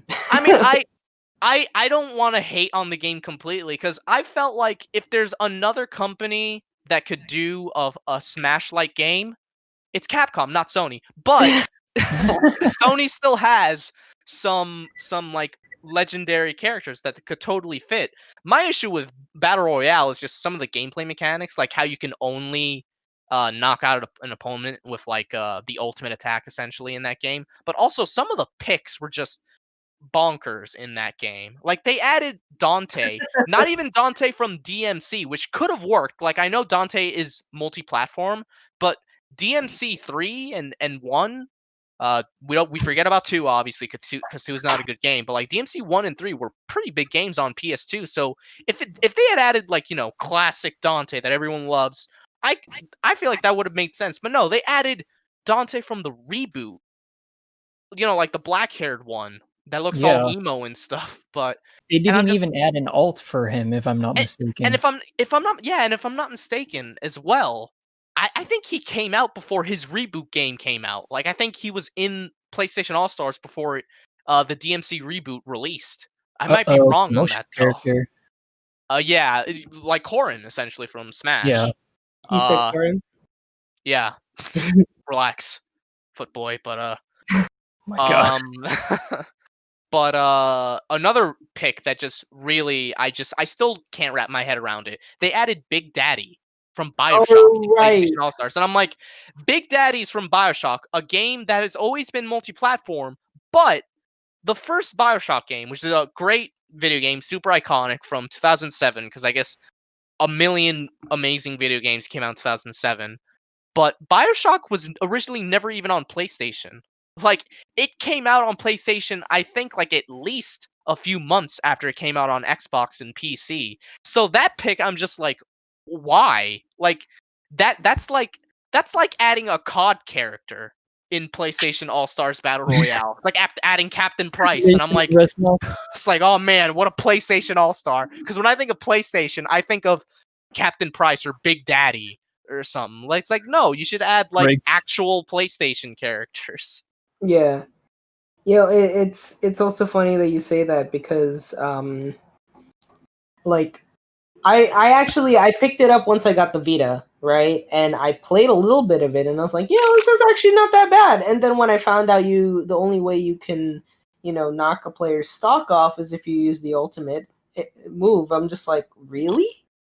That's kind Yeah, I of was crap. confused about that too when I tried the demo on. So I was at a Best Buy a few years ago, and I played the demo on Vita, and I was confused as to nice. how you. Yeah, I was confused as to how you actually KO characters, and I'm like, you have to Yeah, activate. you can only KO them with your ultimate, and that's such a bad design choice to me. It is. It really is. And like, And I get that they have to make it different from Smash, but like at the same time, I really would have preferred if No, like you you know can also what? I'm just gonna KO say them it. like I wish it was more like Smash. yeah, I If it agree. was I an did too, exact actually. carbon copy, but just with PlayStation characters, like with a decent PlayStation roster, I think it would have been better. It's like, yeah, it would Yeah, have been a ripoff. It would have been like a copycat case. But you know what? It would people have would been have a ate it more up. fun. It would have been a more fun game than what we got. Yeah. Yeah, I actually agree. But actually, what I wanted to say originally was that you're right. Smash is one of those games that, just like you, I wanted to be really good at. Even back in the day, like when I was at my old college, lots of my friends really liked it. And also you guys also really liked it. So it was really cool because we all kind of like, it was like a mixing of like my friends from back home plus my friends back at like my old college, and so like I got a chance to like really hone in on my skills, enter tournaments and stuff like that.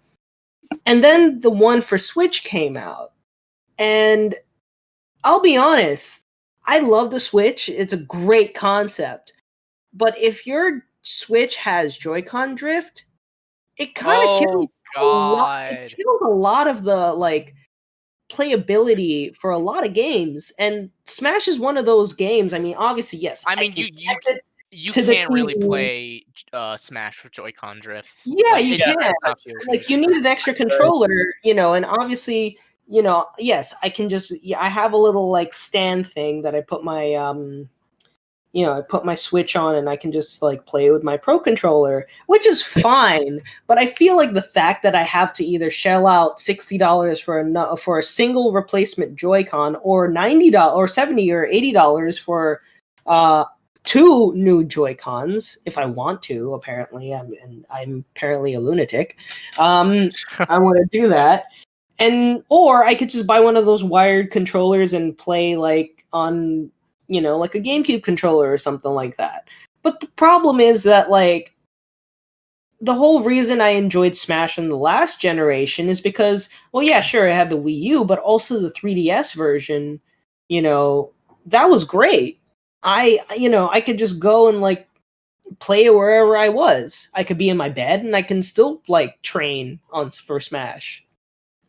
And I know there are obviously small, slight differences because of different consoles, but at the same time, like obviously, even today, still with like a topic we'll get into in just a little bit, but Super Mario 35th, like playing Sunshine with Joy-Con drift is disgusting. Like, and some of the platforming is just makes you. It just Well, you have a Pro controller, right? I would I do. recommend you use that. I started playing with the Pro controller, and it's been better, but it just makes me feel sad because, like, one of the things I've always wanted as a kid, when I really wanted to play Sunshine, was like, man, this would be cool on a portable console. Like, I can just sit in bed and just play it, and that's why I was so happy when the game was coming out and they announced it. I was like, holy shit, I can finally play the game I want to play in my bed, portable or on the go, and enjoy it. You want to play with the Joy-Cons. Right. And it just kills that vibe a little bit. I know obviously first world problems. But again, I don't want to have to go and buy a $60 replacement Joy-Con or send my Joy-Con to go get fixed for it to come back and get it again. Or I don't want to have to buy a Pro controller, which honestly, I got one already. I know, but like if I didn't have one, right? Like I had to get mine refurbished. It was like $30, $40, which is still good because the original price is like $60, right? Yeah, controllers are expensive at this point. Yeah, and so it's the cost of a game at this point, right? Hell, it's more than a game in some instances. Oh, I remember my golden PS4 controller cost like $80. Yeah, I don't know why you bought that thing. I was like, who cares if it's gold? It's still my favorite controller. But yeah, so that's kind of my thing, and I'm ranting a little bit, but I really just wanted to play Smash more, and that's why I haven't played Smash in a long time, honestly. Because first off, a lot of you guys also didn't really play it that much, and it's not because we're all busy, but obviously, like I think you guys were also feeling the same kind of like pain, like you want to play, but if you have Joy-Con drift and you don't feel like plugging in a controller or like connecting a controller or something like that, then the point is kind of lost. Like we're like as humans, we're all lazy, like by nature, and that's kind of the whole thing. It's like this drift forces us to not really be lazy because then now we have to go and like I know it's just a few extra steps, but like we do have to like sacrifice a little bit of our comfort so that we can try and enjoy the rest of it. And that for me, it kind of did take me out a little bit because I didn't feel like I wanted to do extra or like feel like I wanted to feel comfortable playing it in my hands on the go and not have to feel like, oh my god, my character is gonna fucking commit suicide on the left side of the stage. Yeah. Good.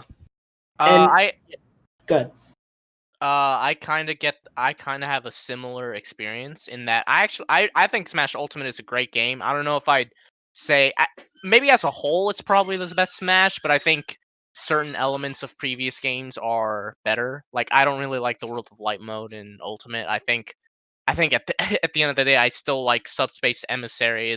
Even with the problem Subspace Emissary had, I think I still prefer that over World of Light. But same.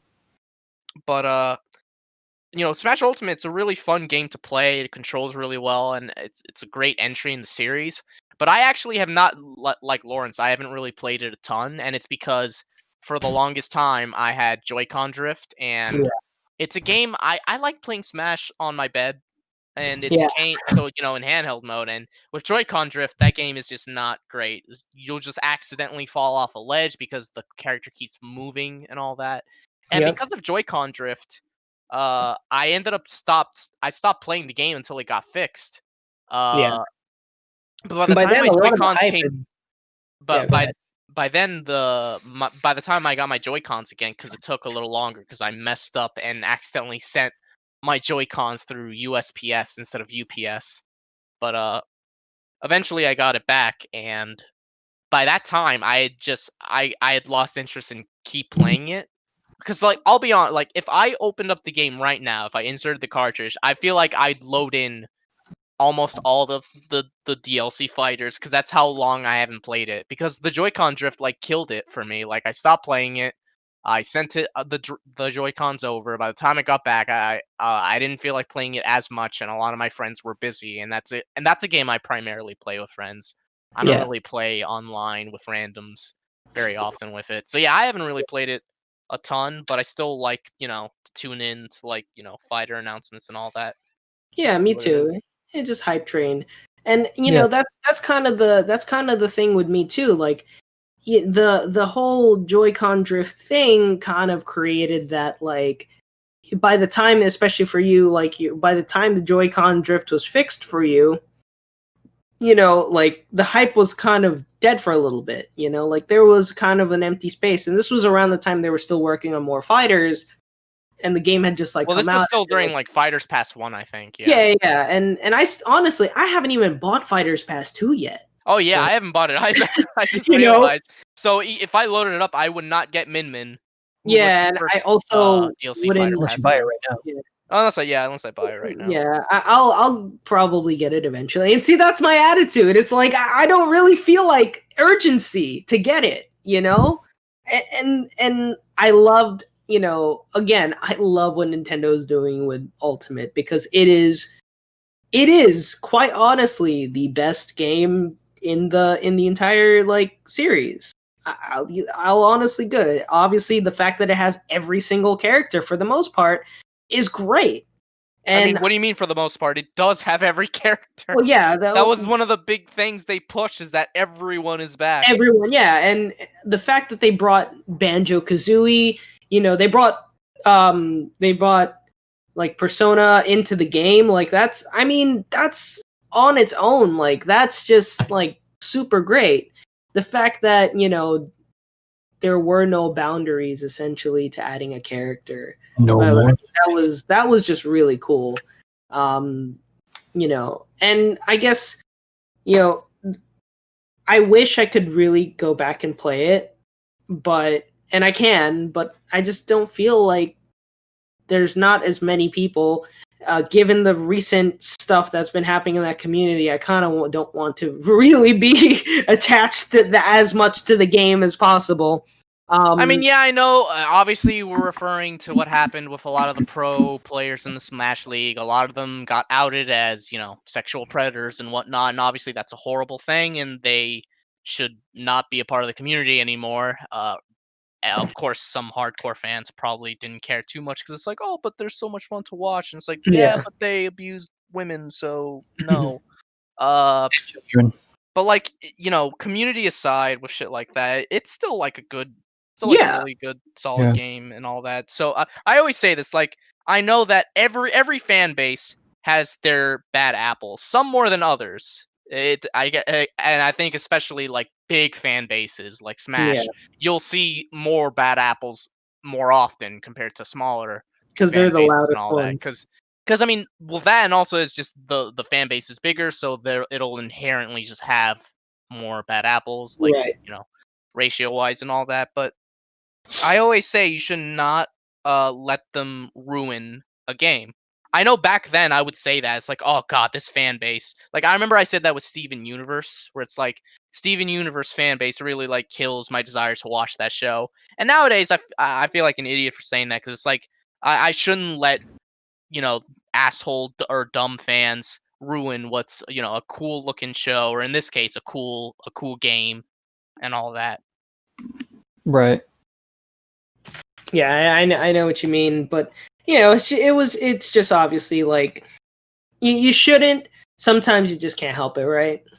Sometimes depends where. This is one of those scenarios where I try my best not to, but sometimes you can't help it. But I guess going back on the Switch stuff. One of the debates I wanted to have while we were here, we're kind of going out of order, but that's fine. I mean, we're on a good schedule so far. We're still under 2 hours, which is pretty good. I mean, we're doing pretty well. Are you expecting another 3.5-hour podcast? Jeez. Yes, we are. Really? No, I'm kidding. Let's talk about this debate on physical versus digital.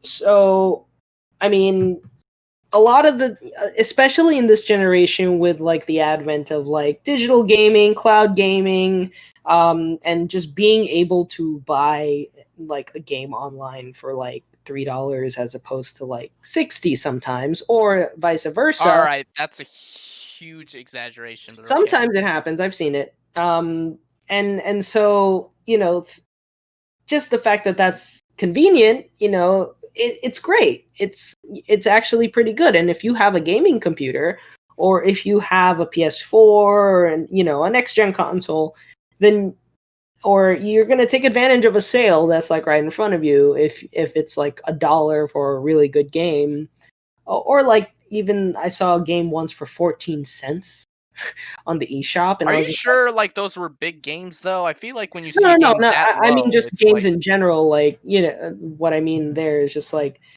sometimes you're going through the eShop sales and you're like, I kind of don't really care, and then you see a game for like 14 cents or something like that. You're just like, I don't buy those. I'm not gonna lie. I kind of buy them. sometimes I do, and I've actually enjoyed some of the games. Actually, some of them are actually pretty cool.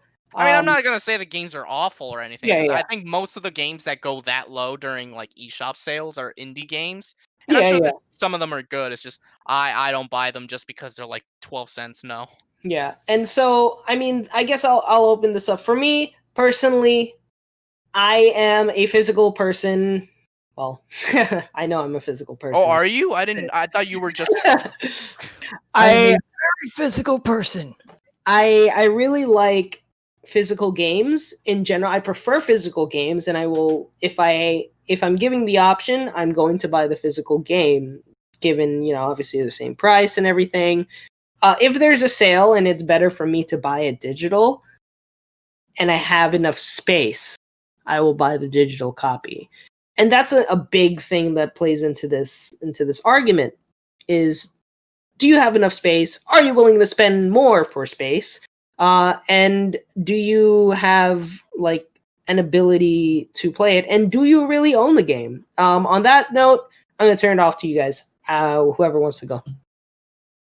I guess in terms of me, I kind of like flip between the two different, I guess, ways of owning a game. Like, because I like to own a physical game because I like to own my games. It's even been made clear, especially, and I'm gonna give a shout out to Limited Run Games. They're a website. Oh yeah, they're great.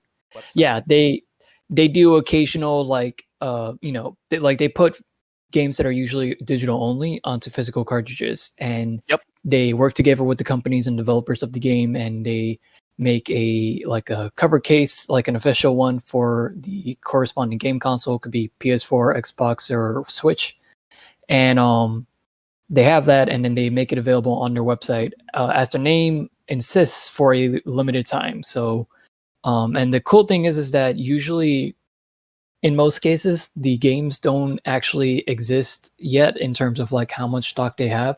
So when a pre-order for a certain game goes up, it'll be up for a while, and you can go on there at any point during the pre-order period and pre-order a copy of the physical game that you might want. And while it does take a while to develop and for it to actually arrive in your hands, you will eventually own a physical copy of that game, which is great, especially in the case, like for me, example, I'm a big fan of the Shantae series. And, all 5 games are like now going to be available, not just digitally, but now physically through Limited Run Games and Way Forward working together. And it's cool. They had a whole drop the other day. I bought some of the special editions that they had. So you can now own all 5 of these games. And I'll admit, it's the idea of owning them digitally sounds intriguing because you can just have all 5 with you anywhere, no matter what. You don't have to worry about like carrying cartridges around with you. Have all 5 on the go, ready to load them up right instantly. Me personally, though, like as myself, I carry a Switch case with me regardless of whenever I go out. Like at least in a pre-pandemic world, before we had to worry about like, you know, Dying. dying potentially just by existing outside. I would go hang out with the guys, and I would have my Switch case with me, and I would carry a few games that I know I'm gonna definitely play if they get really bored and there's nothing to do and I want to kill some time. And the Shantae series is definitely something I would want to take with me. And I'll be honest, I would probably prefer to have it with me just for the fact that like I can physically own it. When you digitally own a game, you don't really quote unquote own it exactly. You just own a license to play the game, and that license can be revoked at any time from the publisher or the the console owner. So that's my whole stance with it. Depending on the game, like if there's no way for it to be physical, if it's only available digitally, then I'll get the digital game. Or if like like if it's one of those games that like I'll just pick up for like 5 minutes and then I'll just put it down, then yeah, I'll get digital for that too. That's actually kind of the case with Animal Crossing because I couldn't pick up a physical game for it, but I don't mind playing it digitally because I could just pick it up and play it in short bursts at any time. The world was burning at the time. With a game like that, I think it honestly works better as a digital game because Animal Crossing is a Yeah. game that a lot of people play every day, maybe like it for at least 5 minutes, and it would be kind of a hassle to have to like To load take that out, into the Switch, yeah, to like find your cartridge of it, put it in, play it for 5 minutes, and then take it out and put back the cartridge you had previously. And Right. stuff.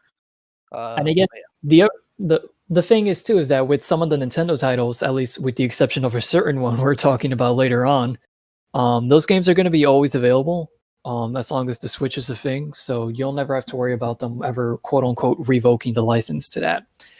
And I guess while Super Mario All Stars will only be available for a limited time, again we'll talk about that in a bit. I don't want to go into a tangent about it. At least when you have that game, you'll own it. Like if you have a physical version, you'll have that. If you download it digitally, that's cool. But like if something happens to your Switch, which is the biggest scare for me, who knows what can happen? Lawrence talked about what happened with his 3DS not too long ago, and I want to say the other reason I especially want to own the Shantae games physically is because I want to be able to ensure that I'll always have the games in my possession physically, because I own Shantae and the Pirate's Curse on 3DS, and I got a good amount of progress into that game, and I really enjoyed it. But my 3DS black screened, and I couldn't really play it anymore. And the same thing happened to Lawrence and Henry. And from what I heard, like they weren't really able to get their progress back from when they send in their 3DS to get fixed at JNL, which is a store here in New York that it's like a mom and pop shop that you could repair your game consoles at.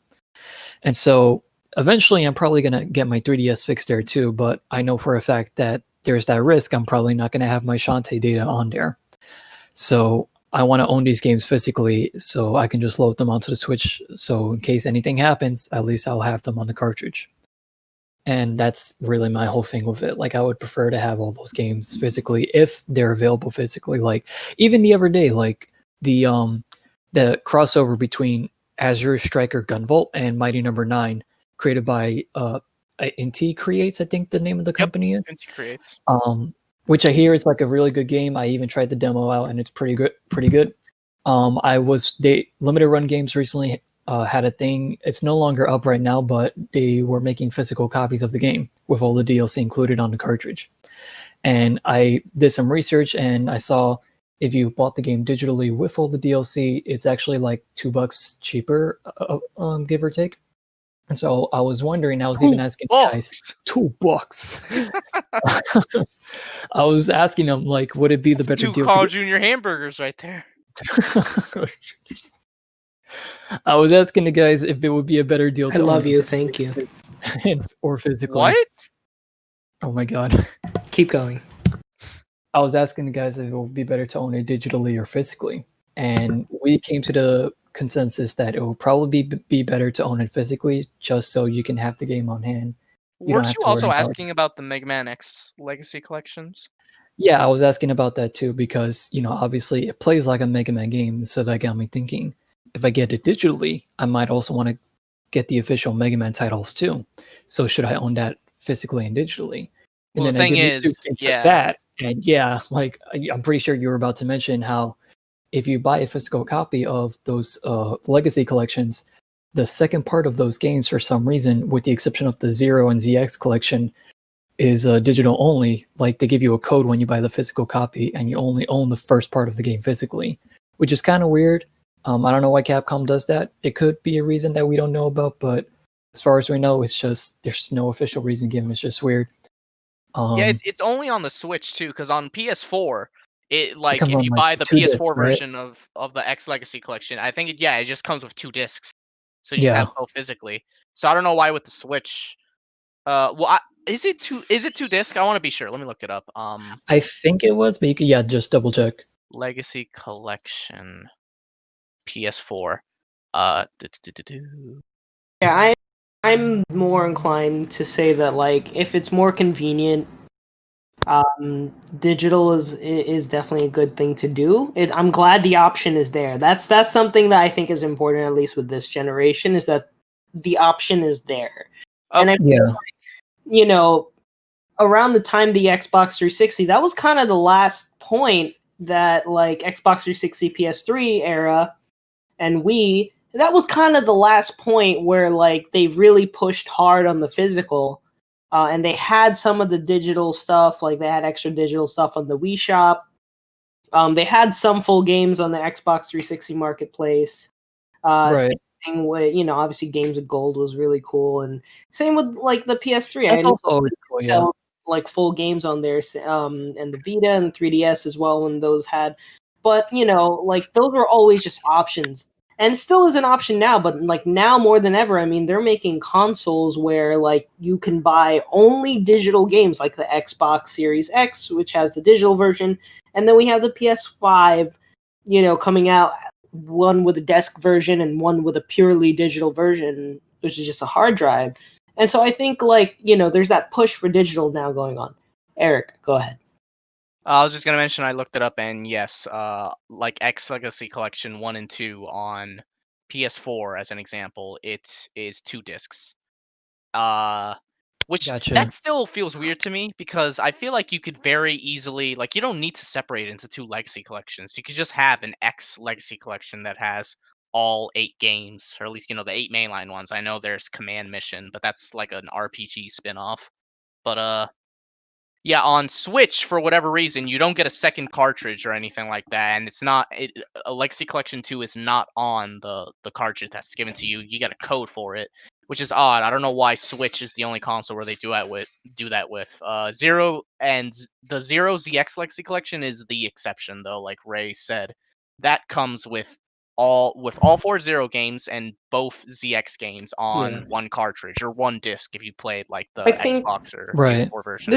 I think this is something we've talked about before, but I think maybe with the problem, the reason why it only comes with one is because we talked about this, especially with the SNES, is that the producing cartridges is expensive, and I feel like, obviously I know it's small and like it doesn't take up much space, but I feel like obviously, the difference between having like a Blu-ray disc or a CD is that they're widely available. The cartridges you have to manufacture on their own. It could right? be that because cartridges are harder to well, not harder, they're just more expensive to manufacture and all that. And so I would assume maybe they just don't want, it costs more to do, and they might have to raise the price of the game, and by doing that they're kind of pushing people away, and again, maybe. they're I mean, trying to market we don't again. really know. Yeah, it's just my theory, but and I think that's another, if you're that kind of person, you're like that kind of gamer that wants to like,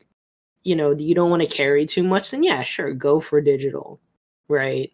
As long as you have enough space. Like the thing is, I was able to put like either a 32 gigabyte SD card on my I thought he was about to say SNES. I was like, wow, you have an SNES with SD card slot? That's insane. I know, right? On my 3DS, which for a lot of people, that is actually a lot. 32 gigabytes is a hell of a lot for a 3DS. And it gives you so much space. And like you can put a bunch of games on there, and that's why I was sad when my 3DS decided to, kill itself. and then eventually being brought back to life. Jesus. And 3DS because just hangs itself. like there are a lot of games that I had on there, and that was one of those systems where I had a lot of 3DS physical games, but I also had almost an equal amount of digital games on there. And same with the Vita. It's almost same kind of deal. I do have a lot of like digital games on there. Unfortunately, with the Vita, the whole proprietary memory stick thing kind of drives me bonkers. Because Sony's done it every single time with their handheld consoles. They did it with the PSP. They did it fucking again with the Vita. It drives me insane. At least the memory stick duos weren't that expensive, at least compared to the Vita memory cards. Oh yeah, the Vita but I'm not gonna, were just insane. I'm not gonna drop like, what is it, $60 now for a 64 gigabyte memory stick duo or something like that? Well, for the Vita? Yeah. I think the 64 gig card only came out in Japan. Well, yeah, because the Vita importing was it, yeah. decently successful in Japan, and obviously you can import it. In the West, we only got up to the 32 gigabyte memory card, which was also really expensive on its own. When it first came out, the 32 gig memory card was $100, if I recall correctly. Yeah, which is insane. It's a $300 console, as a handheld.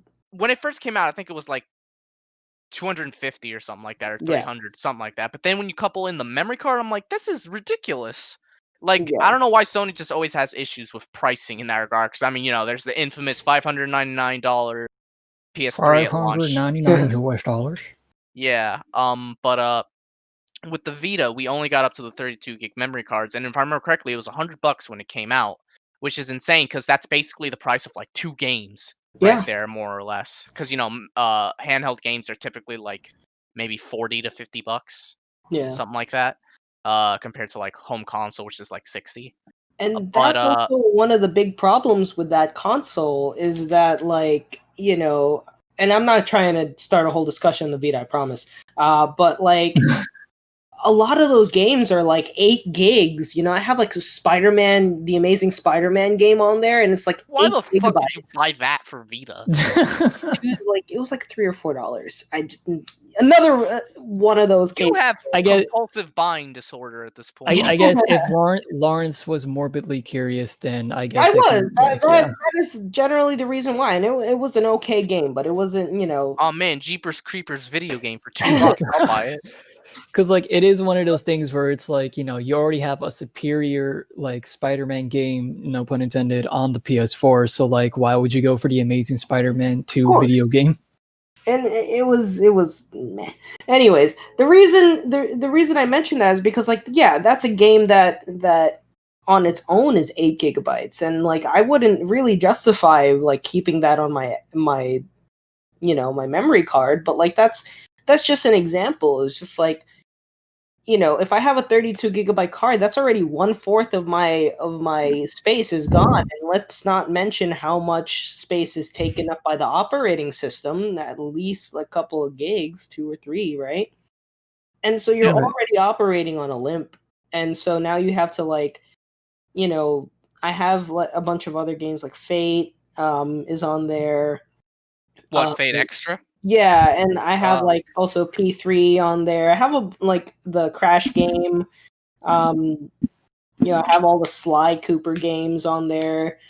And so with the Vita, that's one of those systems where I absolutely, as much as possible, wanted to get physical because I did not want to buy a more spacious memory card and import it. And I didn't feel like buying many digital games because it's it takes up so much space. The only ones I definitely wanted to get were the ones that I couldn't get physical. Like Battle All-Stars. I couldn't find a copy of that for cheap. So I said, all right, fine, I'll get it for $10 or less. And that's where I played it.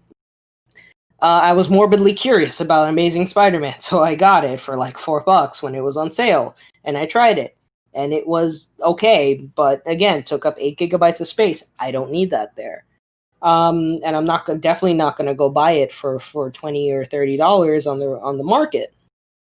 And then there was like, Fate Extra. I can't really go out and get that on the Vita, so I had to go buy that digitally. I mean, duh, the Vita isn't backwards compatible with Yeah, PC exactly. games. And so I couldn't get it. So I obviously had to go get that one. The Sly Cooper games, obviously also that one. The God of War games, all of those games. Yes, I absolutely had to like. There was good justification for me getting those games from digitally on the Vita.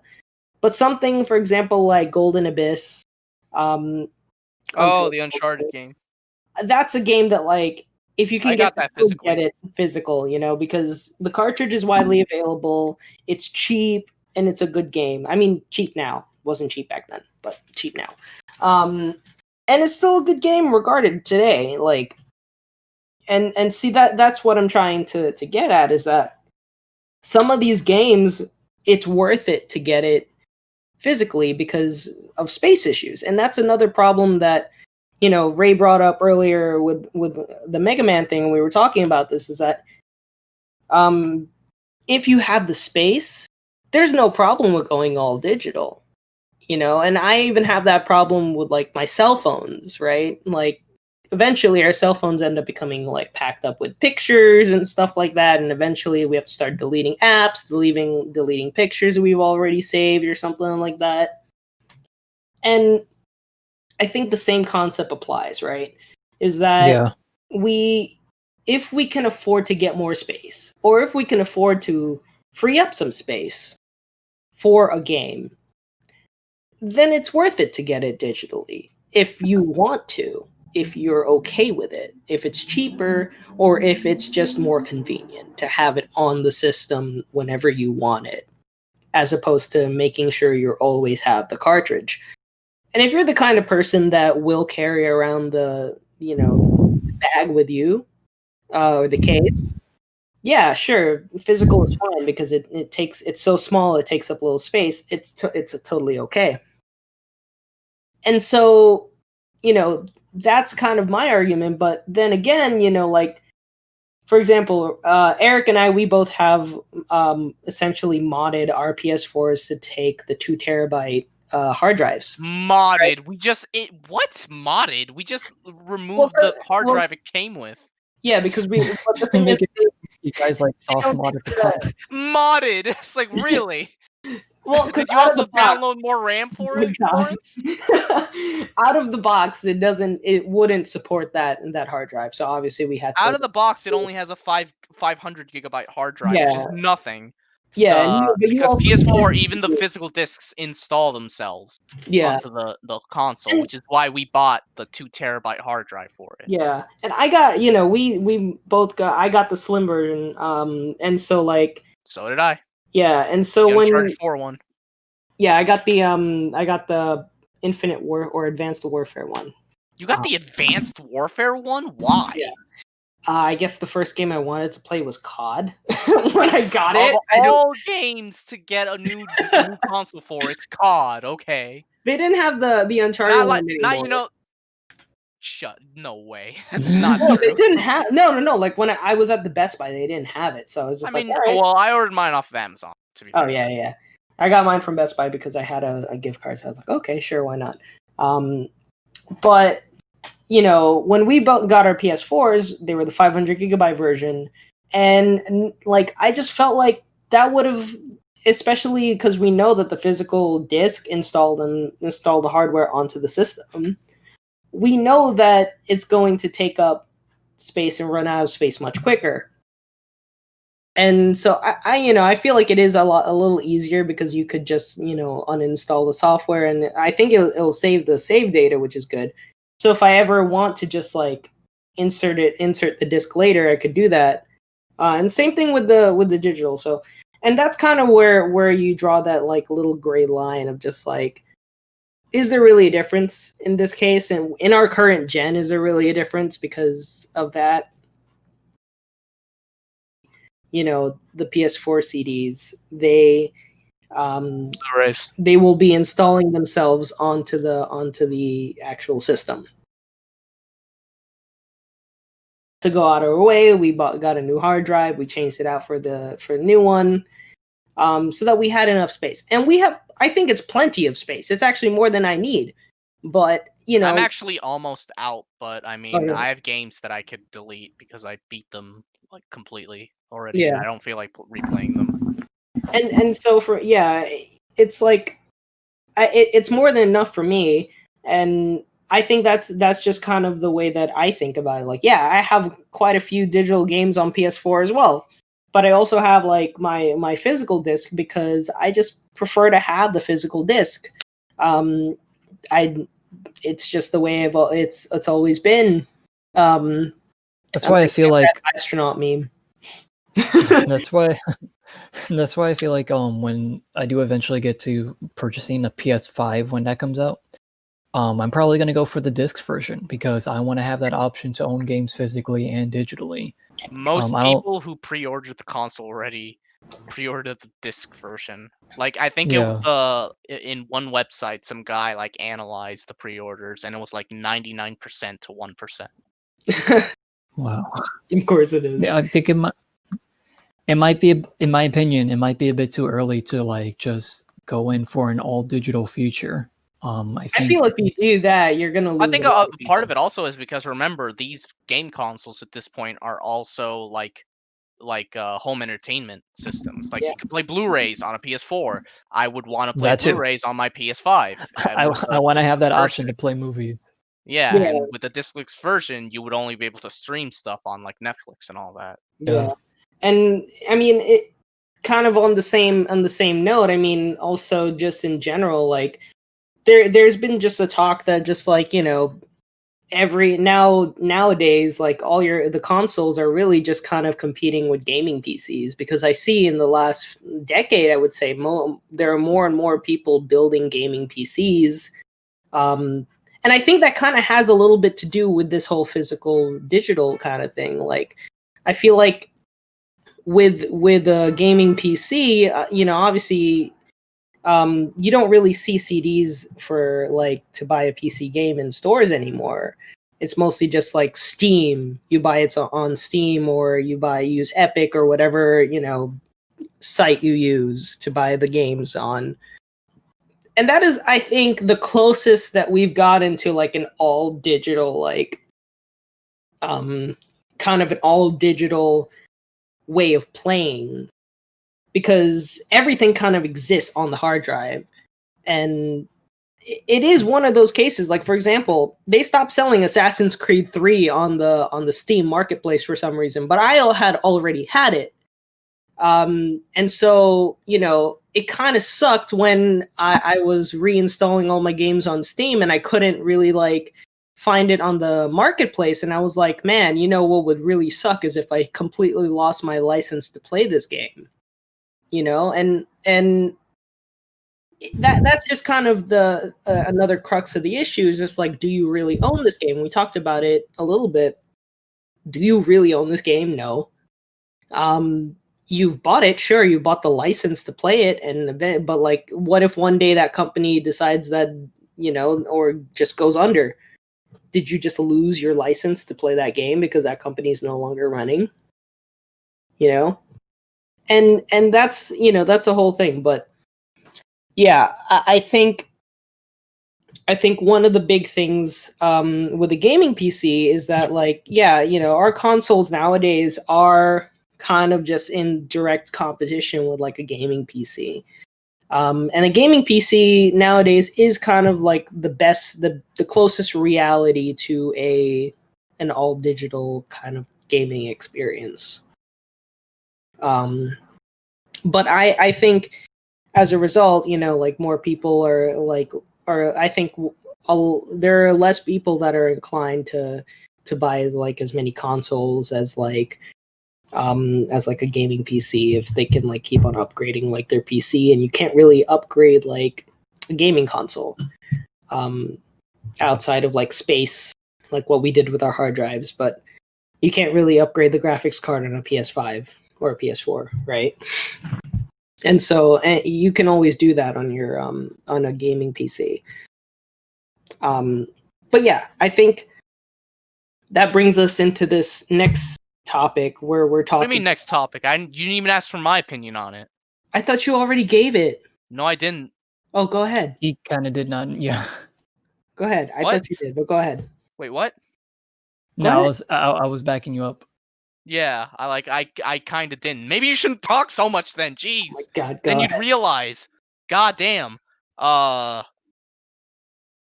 Right, we were talking about the whole physical versus digital thing. I am kind of in the same boat as Ray, I think, in that I prefer physical, but if a game is on sale on like the eShop or PSN store or whatever for cheap, then I go digital, and I do consider hard drive space. Uh like if I have the available space and it's cheaper to go digitally at that moment and I have the money, then I'll go digitally, but I usually prefer physical because yeah, I like having like the actual like case and all that with the cartridge and everything. It's a neat little thing to collect. And one thing that no one mentioned, surprisingly, that is a big factor in regards to this whole physical versus digital thing is that physical like is very important in terms of game preservation, which is something that not a lot of people Yeah. really take seriously.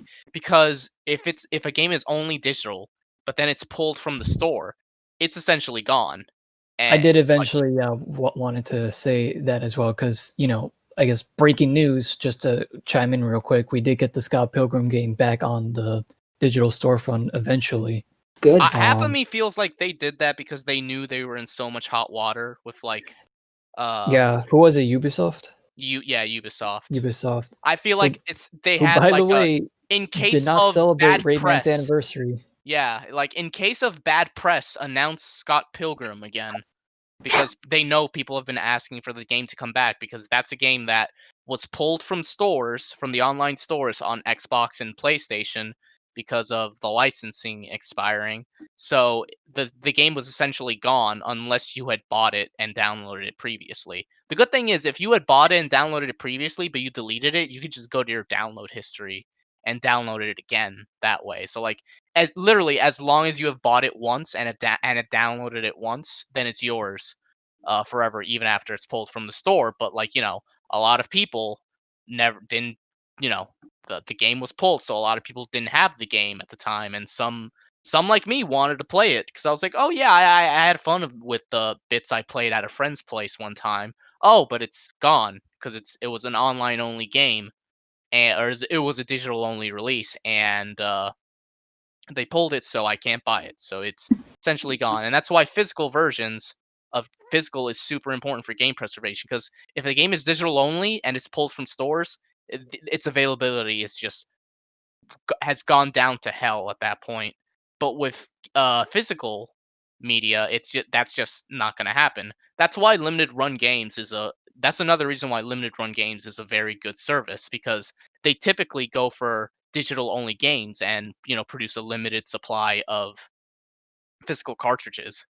And and that's great for games, they did it for games like Shantae and all that because Shantae games usually come out digitally for the most part. I know they've had physical stuff in the past, like the original Game Boy Color game, but it's good that they're releasing stuff like Pirate's Curse on a cartridge or on a Blu-ray because that way, Yeah. let's say God forbid, like Way Forward goes under and like all the licensing and stuff is pulled from like PSN and Xbox Live and eShop, we can still rely on those physical cartridges. So it's always like physical is always going to be needed just in general. Like I think even when we eventually reach the point where uh it's all digital because I think at one point it will happen, although for that to happen, internet would have to be widely available everywhere, obviously, because that's a factor people consider when it comes to physical versus digital is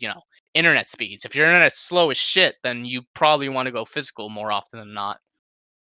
My internet's fine, so I don't mind going digital every once in a while, like on a sale, like I mentioned. But I feel like even when we hopefully get to the point where like internet is really good for everyone, like it's treated as a basic right, and at that point having stuff being digital only would make a bit more sense. Even then, physical has a place because you can never tell. It could be 50 years from now, but maybe 50 years from now, after the PS5 launches, they kill all the online services for it, and then at that point, you can't like access your digital stuff anymore. That's why physical is important, because it doesn't matter if like all the online capabilities are dropped like a decade or two after launch, because you still have the disc or the cartridge. Yeah. See that now I actually gave my own piece on it, Mister. Oh no, let's move on because clearly everyone has mentioned everything. Oh my god. Look, I'm just saying, like, I didn't say anything for a while because I was like, I know this motherfucker is gonna try and move on despite not realizing that I haven't even like given my piece on it yet. I know And then he went on a because he tangent. talked for like 95% of it. And it's like, all right, well, we've clearly exhausted the topic, so let's just move on. Because clearly, when when it's we exhausted, it's really Lawrence Oh my exhausted. god.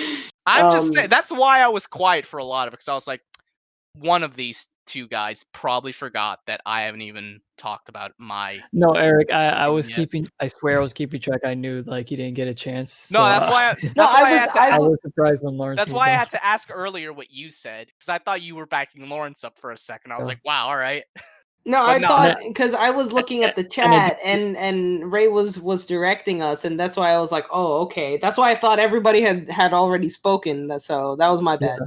Because I didn't want to sound mean and like, because I know we were going a little bit like, you know, long with the topic, but I didn't want to like interject in the middle of it. Like, hey guys, it's time to move on before it hits 3 hours.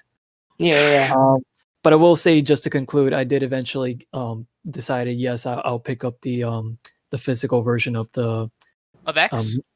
of the Legacy Collection, as well as the Mighty Gunvolt game when it was available on limited run games. So You should get the for those classic series Legacy Collection too at some point. yeah, that's what I was saying. Like the Legacy. Oh, I thought you were talking about the X series. My bad.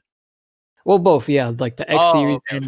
and the classic. I'll get them physical because they're still available on different websites. So Yeah. I was gonna say I actually really liked the mission of limited run games, because you're right, game preservation is important, but also with the whole digital, I mean, the fact that like some of these games are only available on digital. Some of my favorite games, like Grandia, which was my very first like experience with an RPG, despite not knowing RPG mechanics. You know, they limited run games did a Switch. You know, it came out on Switch. They ported it to Switch, originally digital, and then limited run games ported it to a cartridge, which is really cool. So I picked that up. Also got the Shantae games, of course. the Also the Jedi Academy, the Star Wars collection that was one of my very Jedi Outcast, sorry. That was one of my first games growing up, so I had to get that on Switch just to relive it. And I think also Fault and Milestone was another one of those games that Right, that VN that you've read that I haven't read. Yeah. It's shocking that you've read VN that I haven't. Good. It's a good VN. But they actually ported that to Switch, which is really cool. There's those VNs are still going, right? Like Fault isn't completely done yet. Yeah, they still have to. So they did Fault. The first game was Fault Milestone 1. The second one is Fault Milestone 2, side above.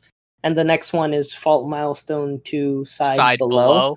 Yeah, it's like a CD, like above and below. And then there was a spin-off, Machna Gramara and Fairy Bell. It's supposed to be like a kid's story.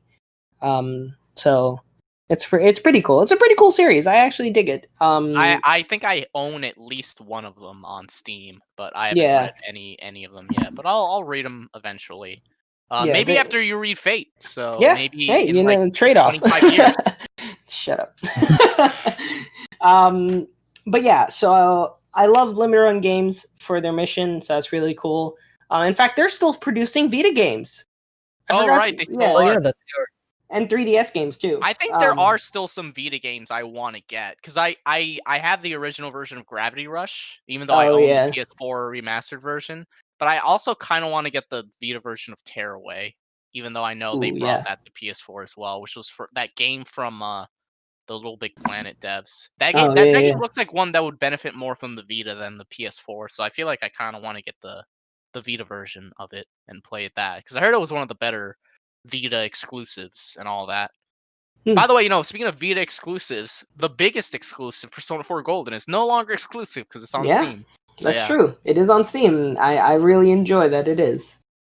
I guess I should also mention when it comes to like the whole physical versus digital thing. When it comes to consoles, both handheld and home consoles, I primarily go physical unless there's a sale and all that. Yeah, But same. for PC, Yeah. it is 100% digital. Honestly, Yeah. I don't have You don't outside make of the CD-ROMs one anymore. exception. The few exceptions are Blizzard games because Yeah, Overwatch. well, that's when that is not one I got digitally, but I did Oh, get really? Dude. I got Diablo 3 and its expansion physically, and I got StarCraft 2 and Heart of the Swarm expansion physically as well. Because I like Blizzard boxes, but this was back when I still liked Blizzard, and I don't really like Blizzard anymore, so I don't really play their stuff anymore. Yeah, Dude, when I the first started playing humongous- Overwatch, I got the physical version from the store. So, Dude, Right, what were even you saying? humongous entertainment games are on Steam digitally because obviously no one owns the CDs for them anymore, and most computers I'm don't sure come some with a people disc drive. do, like they just kept a hold on it, Some but people still do, but like some it's people not like sold anymore. that's Unless the you go to thing. eBay or shit like that. something that Ray brought up to me I think maybe a couple months ago was that if you go to the VeggieTales store website, they're still selling a Game Boy Advance game on there. Oh yeah, that's true. If you go to the VeggieTales official website, they're still selling the Game Boy Advance game for the series.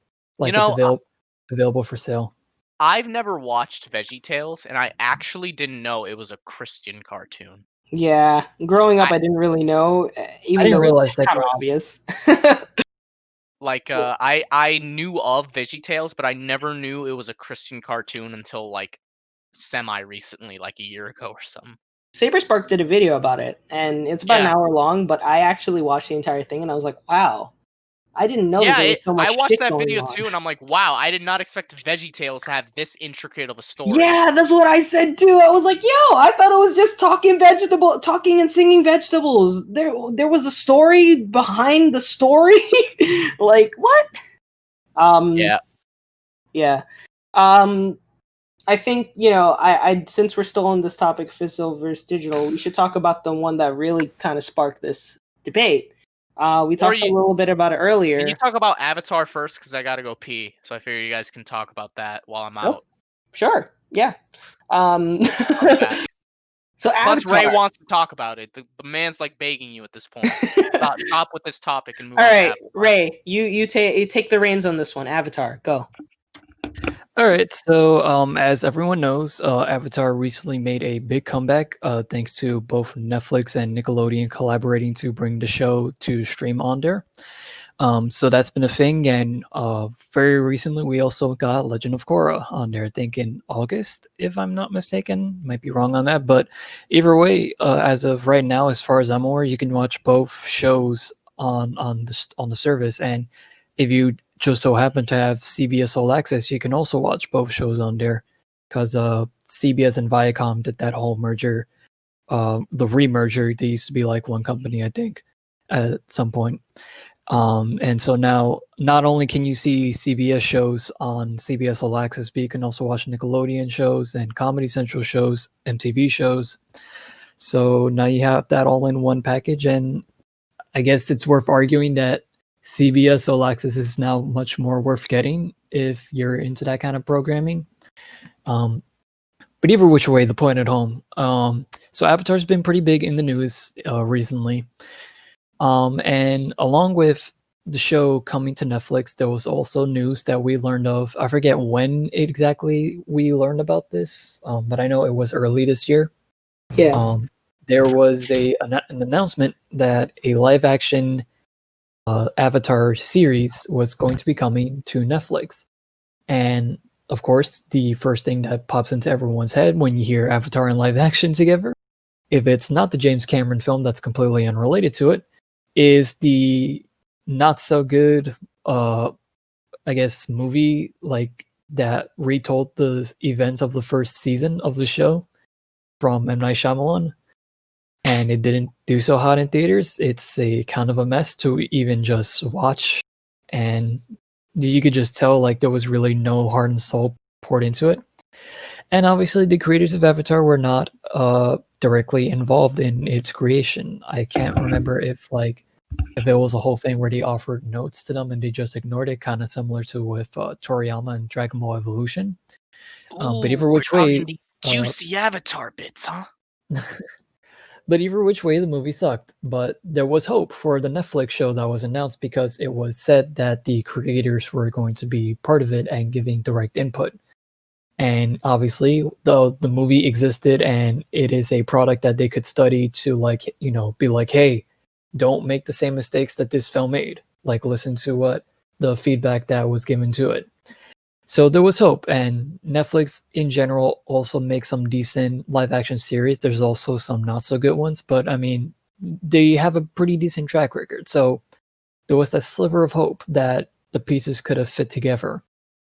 Then news came out a few weeks ago, maybe like a month or two ago, actually, that the creators were stepping down from the project because as it turns out, according to them, it was not turning out the way that they wanted. So that kind of, was seen as big news that, Netflix is probably like, they're not going to get input from the creators. And while we don't know what the show could look like right now, there's a chance it might not do so hot. And everyone's worried because, especially in the state that we're in right now, where companies like Disney are always making these live action remakes of animated features that didn't really need them and were already great on their own. But obviously there's that whole stigma that's still around for some reason, that's like, oh, cartoons are for kids, and we as adults cannot enjoy them. Obviously, like, this stuff wouldn't happen in real life. This is not realistic. There wouldn't be all this singing and dancing. This is stuff that my child would enjoy. And we obviously, as enthusiasts of the medium, and even people who enjoy live action equally, we know that's bullshit. And obviously there's that whole big worry that it can happen to Avatar as well with this Netflix show. And we don't know what's to come for it right now. We don't even know when the hell is going to even come out, especially in the midst of this whole pandemic we're still in. But that's the big fear right now. I'm wondering, what do you guys think about that? I've pretty much said myself that I'm a bit worried myself as an Avatar fan. I'm hoping they can somehow come back from it, but I'm not getting my hopes up. But yeah, what's your thoughts? In regards to the Netflix show and whether it'll be good or not? Yeah, and in general, with the whole controversy, I assume that's what we've been holding out to discuss, and with the comeback of Avatar. So I remember reading rumors about some of the proposed changes that the Netflix people wanted to do that, the original creators didn't approve of, which is why the creative split happened. I don't know if those rumors turned out to be true, but I saw shit like adding sexual tension and stuff like that, and I'm just like, Yeah. no. I don't know if that's true. It could be false because it was just a rumor. But if it's true, Right. then I do not have high hopes for the Netflix show. Because stuff like adding sexual tension to The Last Airbender is just like, what? Completely unnecessary, and also they're not 18. Yeah. That's just me, though. I'm personally worried as well. I know I said I was going to watch the Avatar and Korra back to back when I got a chance to. That chance hasn't come yet. But especially we heard, especially coming off that really questionable movie that Nickelodeon made. I'm not really sure how I feel about the M. Night Shyamalan one? Yeah. I mean, look, I really don't know how to feel about the fact that the original writers are not involved anymore, because I mean, that is the whole reason it fell apart the first time, right? And so it's happening literally fucking again. And I'm just like, I want to say maybe I got my hopes up too high in the beginning already when I found out that they were doing a live action with the original. And then it kind of just like got dashed by the fact that, yeah, well, now they're no longer there. I mean, I'm sorry to cut off, Yeah. but I just want to remind you guys, and Eric, you can correct me if I'm wrong in saying this. I might be misremembering it, but the live action movie with M. Night Shyamalan is part of the whole reason why Nickelodeon started to treat the Avatar franchise like shit, especially like with the later seasons of Korra. I'm not 'Cause sure they- if it was because of that, but I do know that that was around the time when they started dropping the Avatar moniker. Because they for the started to movie. have less belief in the brand, is what I'm saying. It could be, honestly. yeah. There was probably a lot of I don't know what I wanted to say. I forgot. Sorry. No, I'm just trying to remember. So when the movie came out and yeah, it bombed, there was probably a lot of like negative talk regarding it. And it could have had an effect on, them treating the brand badly, cuz the thing is though, when did the movie come out and when did Korra come out? That would probably be like the best way to think about it in regards to that, cuz I Let think me there were do a quick rumors. I think there were rumors about that and all that, but I don't know if it was ever confirmed. But I mean, regardless, they obviously did treat the thing very badly. So the movie came out in 2010, mid 2010. Let me see. Korra was 2012. Wow. 2012. So Korra 2 years feels after. so 2 years Like- after. I mean, I'm not that surprised. Yeah, I remember being in It's high it's school when the first possible- season came out. Yeah, it's possible the series was already underway when the movie came out. Yeah. Because I know It's that just got unfortunate. announced. I didn't see Korra. Like they released a screen cap of like Korra from behind. I think at a Comic-Con or something, Oh yeah. and we didn't actually see the show for like a solid year. It Yeah. just is. I don't know. It's just kind of out of. I don't know. It just feels so unfortunate. It really does, because like I guess I'm hoping. I was actually hoping for finally something good, especially with the way that based on what other people said about how Korra kind of ended up. See, that's the thing too, because like a live-action Avatar movie or series does not need to exist. It is completely unnecessary, in my personal opinion. But Yeah, it I'd has say the so. but it also has the potential to exist and actually be good. Like it can be done. It just has to follow the values of the original cartoon, because what made the cartoon so great was because if everyone felt human in the first place. Like these conceivably felt like real relatable characters in this fictitious world they invented. So I don't know why it's so hard to translate that into real life. I mean, maybe it is, but you can't. I guess it just shows you can't really replicate something like this so easily. Just like how it's really almost impossible, apparently, to recreate Dragon Ball. Or Mulan. Oh God! Yeah, Damn. just saying, don't watch that shit. And if I find out you watch that shit, I'm gonna come and Don't find you. spend 30. Don't spend $30, ladies and gentlemen. Just wait for it in December. It'll be free. Don't even pirate it. If you're really curious, watch Don't the even cartoon. pirate it. Watch the cartoon. It's better. It has Eddie Murphy. Yes. And Donny Osmond, who sounds really good. Yeah, But I yeah. just think it's unfortunate. I loved. I wasn't obviously like as like hunkered down on Avatar even growing up, but like I watched a lot of it. I did, and I got close to the characters, and I enjoyed it. And that's just my whole thing. Is just like these are lovable characters, and if you don't do it right, people are going to notice, and people are going to get mad very quickly. And that's another thing that they were upset about, especially because of the whole like there was a huge resurgence this past year because of the Netflix thing. Everybody was watching it. There were people who were like coming out on TikTok and on Twitter saying, I want to audition for the part of Katara, or I want to audition for Zuko for the live action.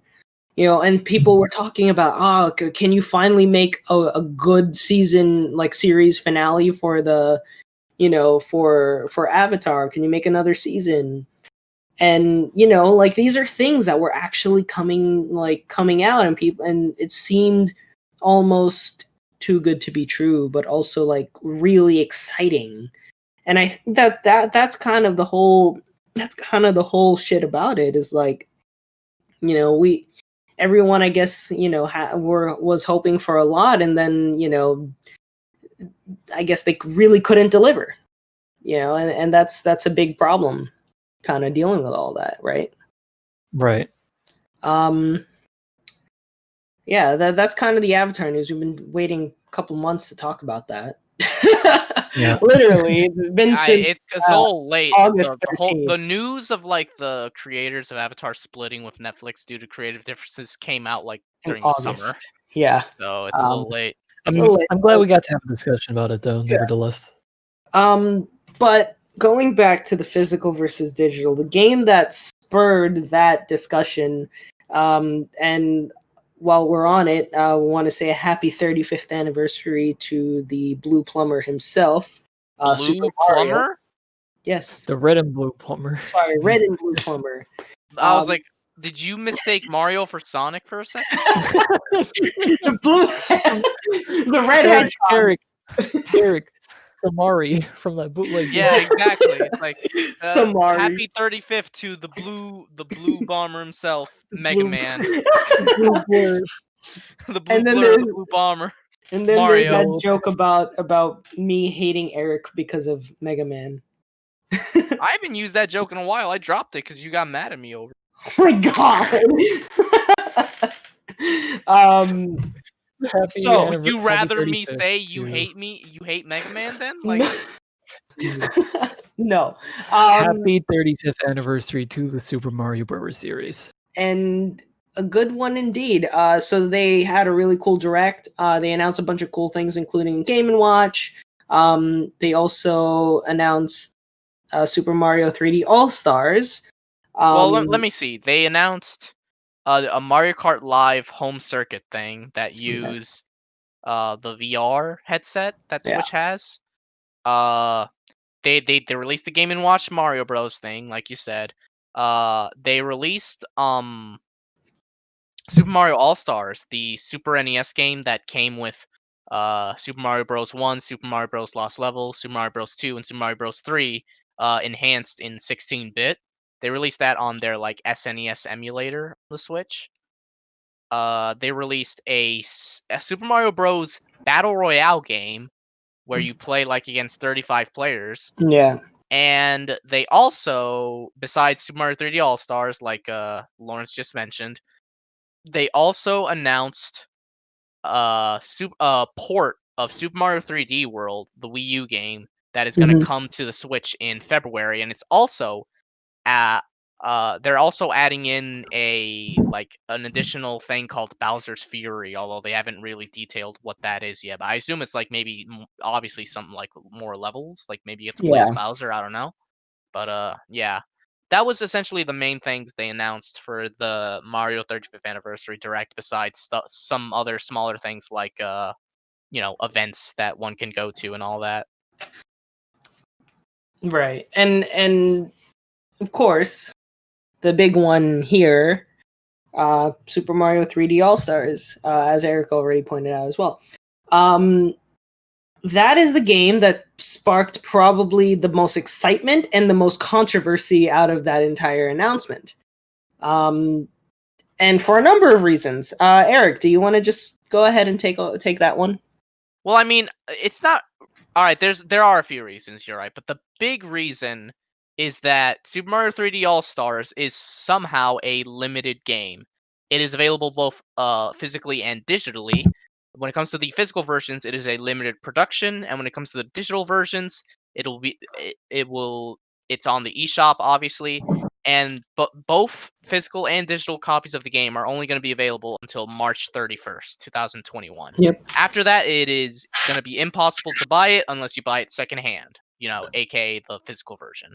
But at that point, the price will be jacked up since the game will essentially not be a thing anymore, past March 31st. And that was the biggest thing that sparked some controversy for the game, because I mean it's blatantly anti-consumer to just. This is a game that a lot of people have been asking for a while. I feel like since the Wii era, people have been asking for like a collection of Mario's 3D games, considering they did the same thing for Mario's iconic 2D games with Super Mario All-Stars on SNES. So people were like, "Oh man, it'd be great if they did like a bundle that had like all of Mario's 3D games, like Super Mario 64, Super Mario Sunshine, so on and so forth." And they finally did it for the 35th anniversary, but then they make it limited, which is just ridiculous to me. I know they pulled similar things with the first All-Stars game, at least for the re-release on Wii. But eventually they did produce more copies for that, so I'm hoping that eventually Super Mario 3D All-Stars will produce more copies as well, due to the backlash and all that, and due to the game selling well.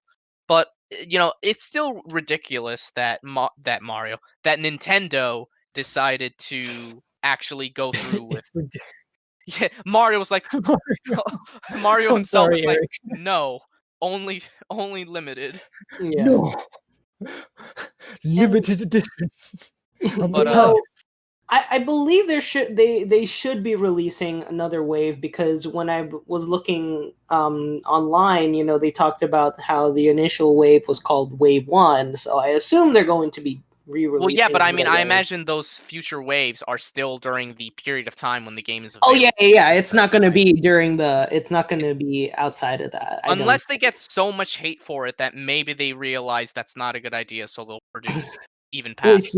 Which is very, I feel like most of the people that wanted the game ended up getting it. At this point, probably. Yeah. But even then, that's not a good excuse for me. Yeah, no, absolutely. And especially the fact that the digital version is limited as well is just insane to me. Because at least with the physical version, you could say it's like, oh, there's actual production that gets into the physical version. Like you make the case, you make the cartridges, so on and so forth.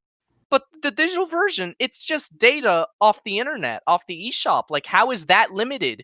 You can't limit gigabytes of data like that.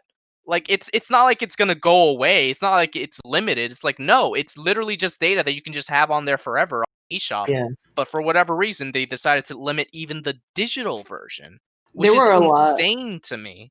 I don't know if I've ever seen that before. Yeah. A limited digital release. One of the biggest problems I know you brought up also, and I actually have to disagree with the people here. The people were saying, they were upset about the price. They were saying, "Oh, $60, that's a lot for 3 games that already exist." Oh yeah. I'll be honest. I don't think $60 is a lot for that, for 3 games. Like, for those 3 games together, you're getting 3 full-length games together. Also, I know they're old, but they're 3 full-length games that you can play on your Switch. If right? you consider the original prices of each game, you're getting a pretty good deal, all things considered, for that price. I would say $60 is not bad. I know 60 is a standard price for AAA games nowadays, but I mean, it's still a good deal. Yeah, I mean, of course, we can take a look at something like Crash or like Spyro, right? Well, Crash and Spyro were full on remakes and everything. Right. But I mean, they didn't end up the prices weren't as crazy, and they still ended up being actually much less over time. I think you could pick up Crash Insane for $20, right? You picked it up for $20, right, or something like that. Yeah. At that point, you got 3 games for $20. But I mean, given the circumstances, I feel like the fact that it was limited is probably a much bigger issue than the fact that it was $60. Because obviously, I think it sucks, but we're used to the fact that games are $60. But also, I don't think for 3 games, 3 full-length games, you're for $60. It's $20 a game, and as Ray said, comparing the original price of the game to what you're getting. I know obviously quality is a little different because it's just a port, right? I still think like you're still getting you know some like enough value, I think. But again, I don't think that justifies the limited nature of the game. You know, go ahead. Alrighty. What was I gonna say? Right. So there were some people that were annoyed that it was $60. I mean, I'm assuming they were annoyed because they expected it to be less because of previous collections such as Crash and Spyro being sold for less. But I mean, there's two things. One, when you think about it, it's like what you guys said, $20 for each game because Super Mario 3D All Stars comes with Super Mario 64, Super Mario Sunshine, Super Mario Galaxy 1, and it's $60. So it's essentially $20 for each game. That's a pretty good deal in my book. Like even with a game that I don't think is as good as the other Mario games like Sunshine, it's still a pretty good deal. But but another thing in regards to the whole price thing that I'm just like I don't really fall on the complainers side, I guess, is that I think at this point I've come to realize that price is gonna like the amount of value a game has is gonna differ between people to people because there are times where people are like, I don't know, I would not pay say $25 for this indie game as an example. I'd be like, wait for a price drop. But other people might be like, fuck that. I love that. I love the hell out of the game. I am a-okay with spending $25 on it. I feel like it depends on the person because for some people, sure, maybe there are some people out there that even though it comes with 3 games, they're like, I don't know, $60 is a little too much in my opinion in regards to that. It's like, okay, for you maybe it is, but I know plenty of people that are like, fuck yeah, Mario 64, Galaxy and all that on the Switch. I am a-okay with that price. I think it really does depend on the person and all that. But that was a thing that caused some uproar, but I didn't really agree with that side of it. Another bit that kind of caused some uproar, and this one I do agree with, is the fact that Super Mario Galaxy 2 is omitted from it, which is Right. really I'm gonna assume it's omitted because of Yeah. time. I mean, I guess because that is such a blatant like missing game in this collection. Like I know some other people also mentioned that it would have been nice if Super Mario 3D Land, because that is technically a 3D Mario game, it would have been nice if that was included as well. Yeah. I think it would have been nice if that was included too, but I give that one a bit less more leeway in a sense because it's a 3DS game and I don't know how that would work with bringing it over to the Switch and all that. 3DS had 2 screens, Switch only has one. So, but like Super Mario Galaxy 2, if they were able to bring over the first one, why is the second one just omitted for whatever reason? Like I said, I think Yeah. it's because of time, but it's still a very obvious missing game that I I don't know if they'll do anything in regards to that. I don't know if maybe they'll sell it separately or maybe as an update. I don't know. It would be nice if they did that, but a part of me kind of doubts that'll happen. But I feel like they have to know that people were just like, "Wait, where's Super Mario Galaxy 2 though?" Like that's such an obvious omission. I don't know why that's not there. And that part I do agree with. I feel like Super Mario Galaxy 2, sure, it was just a sequel to the first Galaxy, so it isn't as iconic in some regard. But at the end of the day, it's still a fun game. It's still a really big and popular 3D Mario game. Like just like the original Galaxy, Super Mario Galaxy 2 has had some of the highest review scores I had ever seen for a game. Like both Galaxy 1 and Galaxy 2 got like so many 10s out of 10s and all that. And I think the Metacritic for both is like 97, 98, something like that. Like they're beloved games for a reason. So the omission of Galaxy 2 is just mind-boggling to me. I don't know. I assume, like I said before, I assume it's because of time. But if that were the case, I would have been a-okay with them delaying the game so that Galaxy 2 was included. Same. But yeah, and obviously, if it was possible, then 3D Land would have been great too. Because 3D Land it's an excellent handheld game. The levels are fairly short, like 5 or so minutes at most, and that's perfect for a handheld game like that. On the train or whatever, you can just pop open your 3DS and play a couple of levels in your ride. I know that's how I played the game, and I really loved the hell out of it because of that. Um, So and that type of style could work on the Switch because the Switch is also a handheld console. You know, you could do the same thing there. You can bring out your Switch on the train and play 3D Land if it was available on it. But like I said, I give a bit more leeway in that with that title because it's a 3DS game, and I would imagine it'd be a bit more difficult to bring that over to the Switch, especially because of dual screens compared to one. But I guess the last bit that kind of caused some controversy, and this is one that I don't know. I think the only reason it's just kind of like sigh-worthy in my book is not even it's so the big thing is that they were all the 3 games in the collection are ROMs. It's emulation.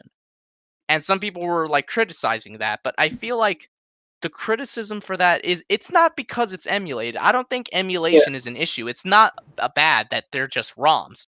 In some because one thing we should understand is that that doesn't mean that like there was no effort put into it just because they're ROMs and just because they're emulation. Because it's not like it's just a simple copy and paste job. Like that's not how it works. They did alter some things like upping some of the textures in the UI. They did clearly do some things with it, and you know emulation has its merits.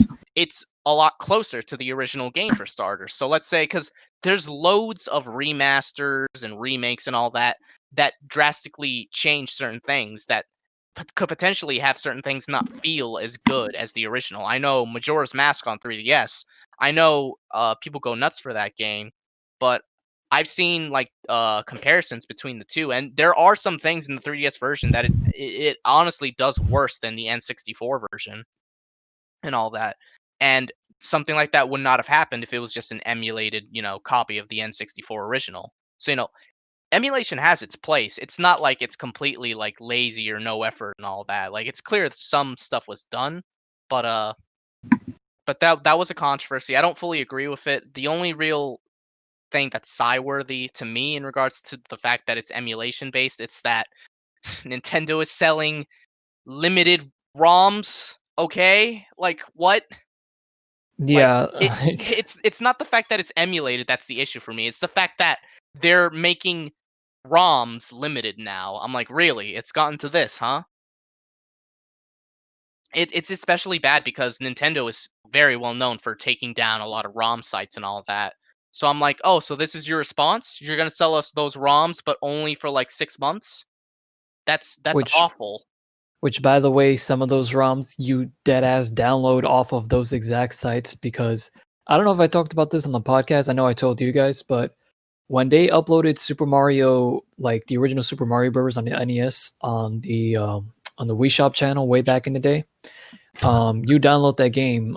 People extracted that game from their Wii and they put it on their computer and they went into the files and they found out like they found a file in there that confirmed it was a ROM because the ROM dumper left their name inside of it, and that ROM file is like a commonly found Super Mario Bros. NES like copy that you could just download online.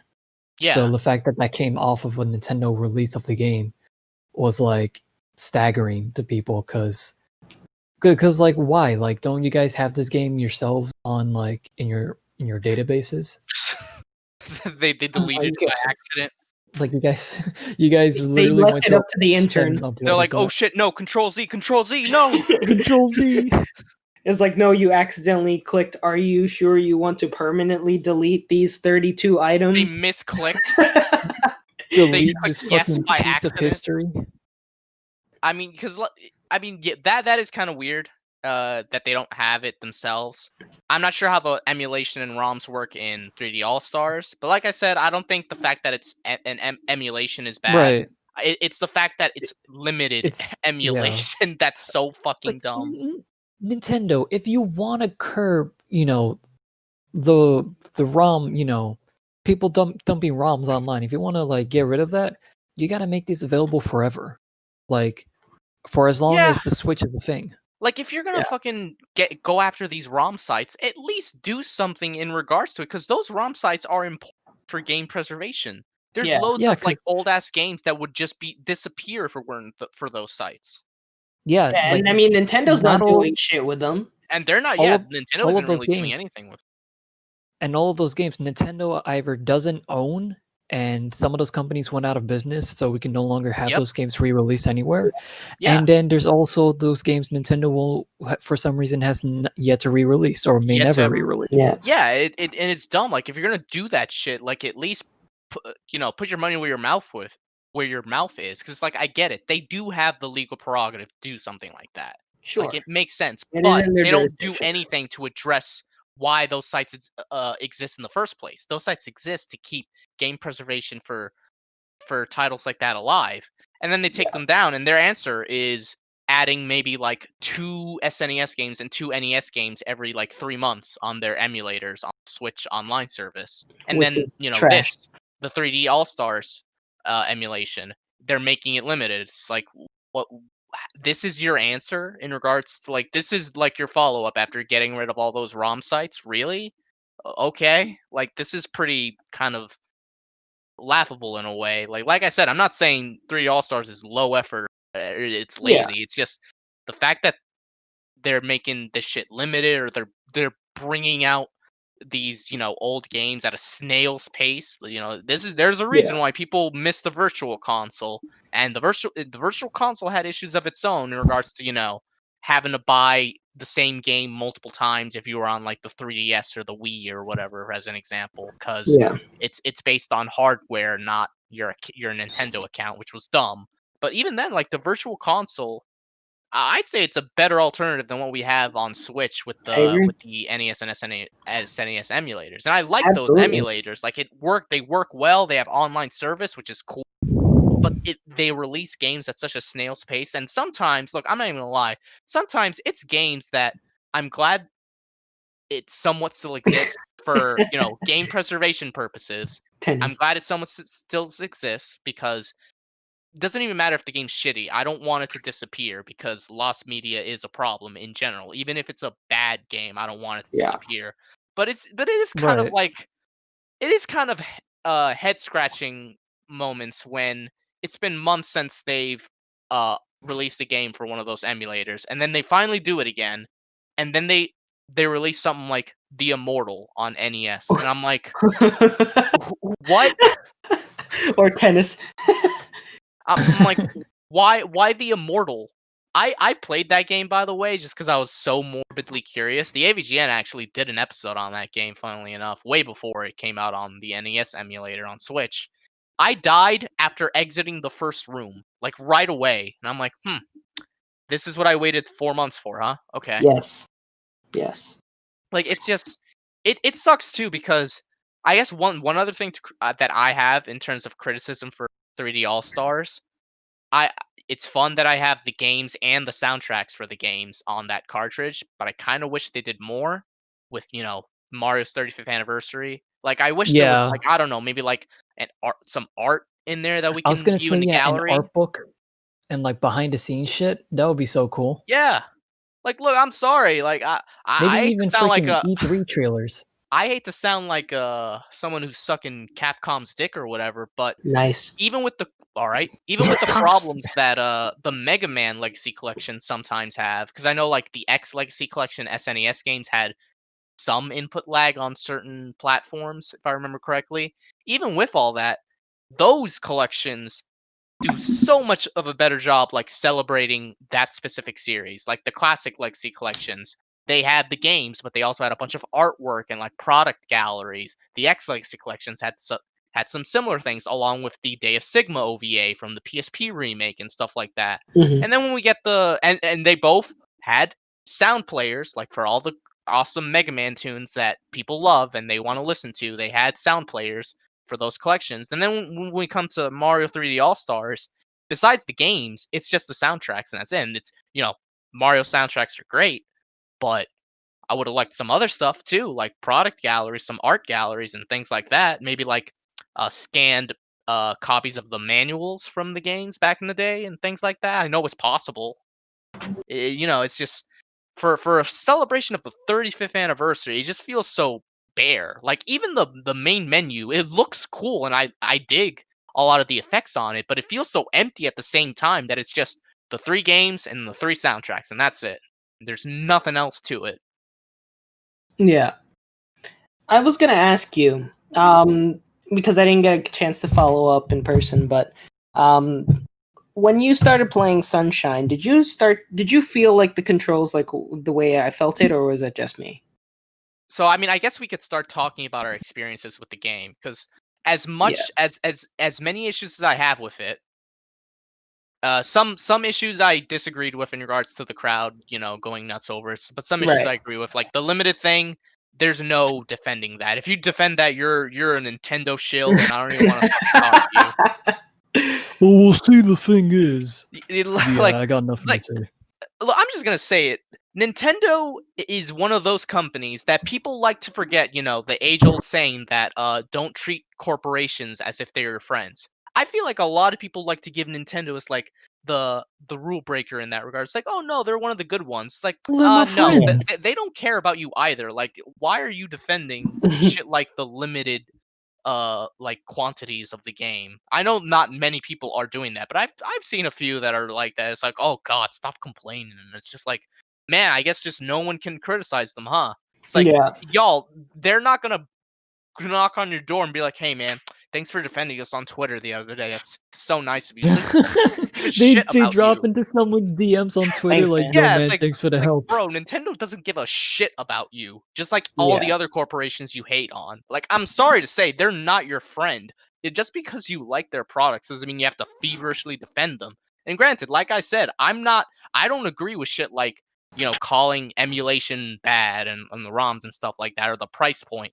But at the end of the day, the game has a lot of scrutiny for a lot of very good reasons, and I think it's a little silly that some people are like, "Oh, stop complaining." It's like, all right, bitch, how Yeah. about you stop complaining when another company does shit like this? If Sonic did this, and I saw so many people just go ripping it apart, I would have been like, y'all are a bunch of hypocrites. This is why I hope Sonic does something similar, and they put in the marketing. They're like available up to March 31st and beyond. All the Yeah. 3D Mario. I hope they rub it in.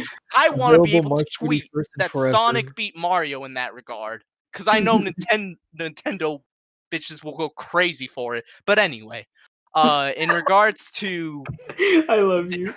the games themselves, they're really good. They're really fun. 3D Mario games are my favorite Mario games most of the time.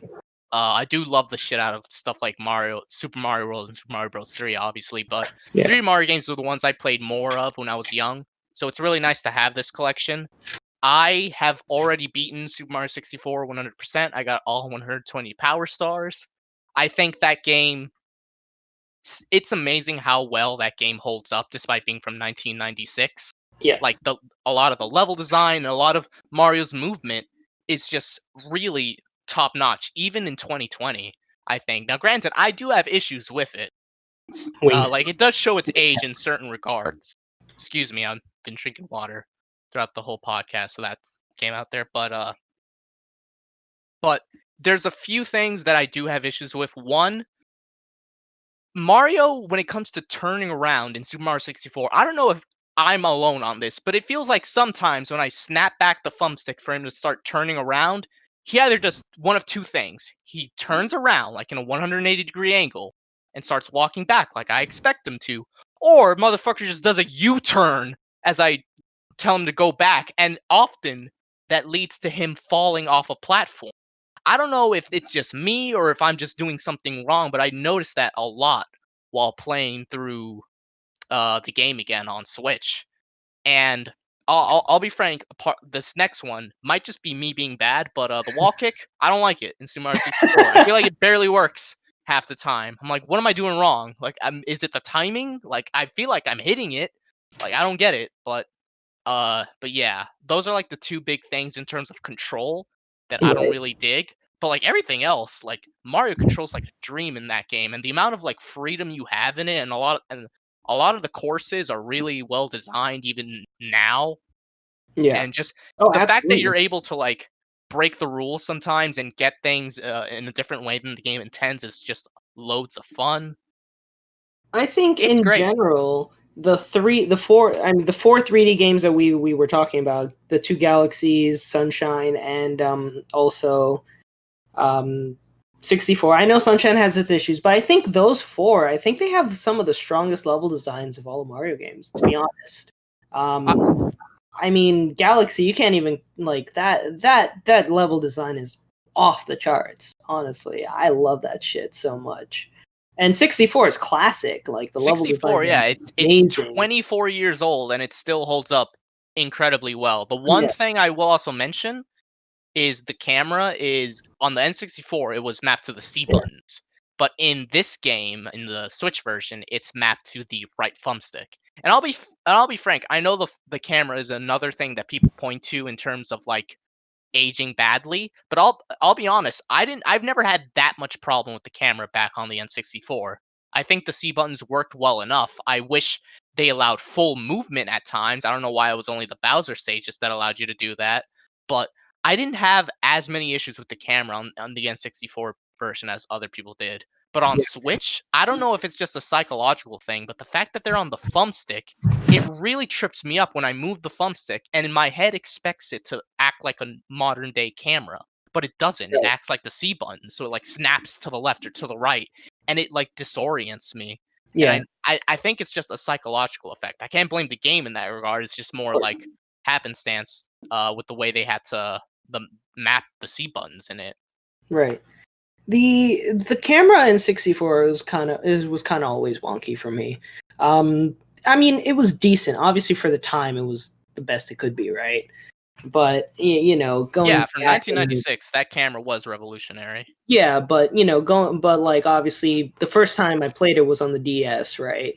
And we can talk like hours about the problems the DS has. Right, because it got a remake on DS. I love.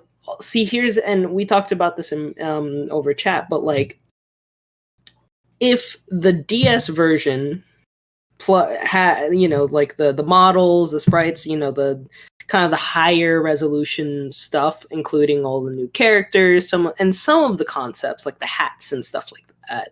You included that and a good camera, plus just the general controls of like 64. You could have like essentially the perfect Mario game.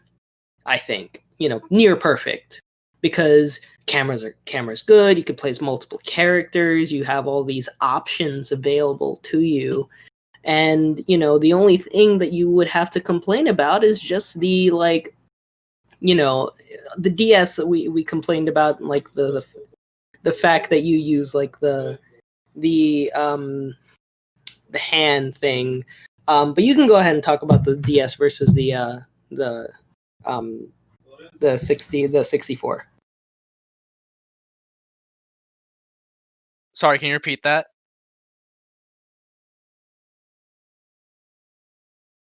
Hello? Lawrence? Did he die? Is he gone? Hello, Lawrence?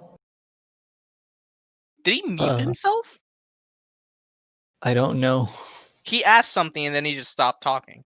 He says something about Super Mario 64. And admittedly, I wasn't paying too much attention because I won't talk about it, but something's happening in the news right now and I'm just reacting to it. So I was talking to a mute mic. I was telling you to talk about the differences. I'm like, what is going on? I didn't say anything. No, I was telling you to talk about like the good and the bad of like 64 versus DS. Oh, okay, yeah. So elaborate on what I was saying, because I can't word okay, shit. so in regards to the DS version of Super Mario 64, I want to be fair to it. It did improve the game in certain regards. The graphics are a lot more detailed, although the one issue with the graphics in the DS version is that there's a lot of aliasing in it. Like there's a lot of jaggies and all. But and the N64 version didn't really have that issue because everything's, blocky and polygons and stuff. But and the N64 the DS version also housed an improved an improved camera, sorry. And I praise it for that as well. But the problem, and it adds, if in case people didn't know, it adds 3 playable characters. You can play as Yoshi, Wario, and Luigi in that version. It adds 30 extra power stars, so for a grand total of 150.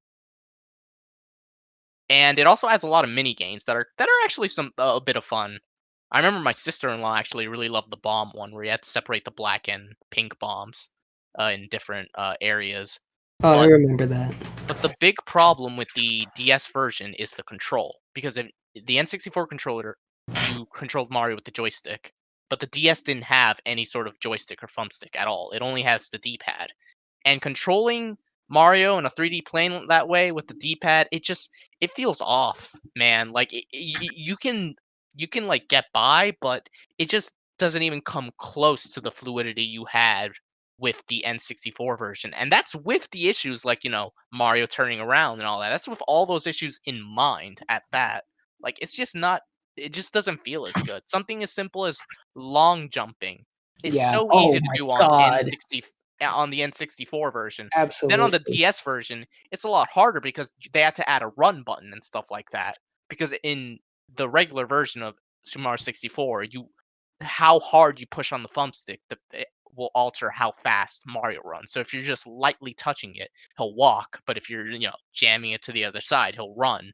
They have to add a run button to the DS version. So for something as simple as a long jump, they're asking you to do like this a much more complicated series of button presses Right. in comparison to the N64 version. It just doesn't feel as good. Like the diagonal movements especially feel awful because it's not 360 degrees. And to make matters humorous, I guess they realized this, so they added a second option Yeah. via the touch screen. Oh yeah. All right, look, no one used that. Like, that is not a substitute for a joystick. I'm like, do I you agree. expect me to play this game this way? Are you out of your mind? I want to see, has anyone done a speed run via the touchscreen for that game? If they have, I want to see it. Cuz You- they deserve a freaking gold medal, like an Olympic gold medal at that point. Because Cuz especially when you have to that's even worse than the D-pad, oh yeah. honestly, and that says a lot. Exactly. Because like you have to grab like some of these people, you grab them by the tail or you have to spin them and throw them. You Oh yeah, can't do Bowser. that with a fucking like yeah, you can't do that with a D-pad. You have to like you need an analog stick or you need to use that touchscreen. And that touchscreen is crap to do that. Because you're gonna be like sitting there looking like a dumbass, like like spinning that shit on the lower screen, and you're like, I'm not getting anything from this. I feel sad, And it especially sucks too knowing because like like with that, yeah, Oh, go ahead. like that final Bowser battle with the star when like the stage turns into a star. Doing that shit on the touchscreen, fucking annoying. It's not that hard on the 64 version, but the DS version makes it like 10 times harder because now you have to also like aim while you're spinning around, and sometimes Mario's like momentum is just like he keeps going. And I'm just like, stop! I need to throw him in that direction. And if you miss by like a hair, he comes back, and you have to do it all over again. Yeah, it's just it doesn't feel as good. God, I forgot that stuff like the Bowser boss battles are. That is a prime example of how much the D-pad is way worse for Yeah, that game in comparison to the joystick.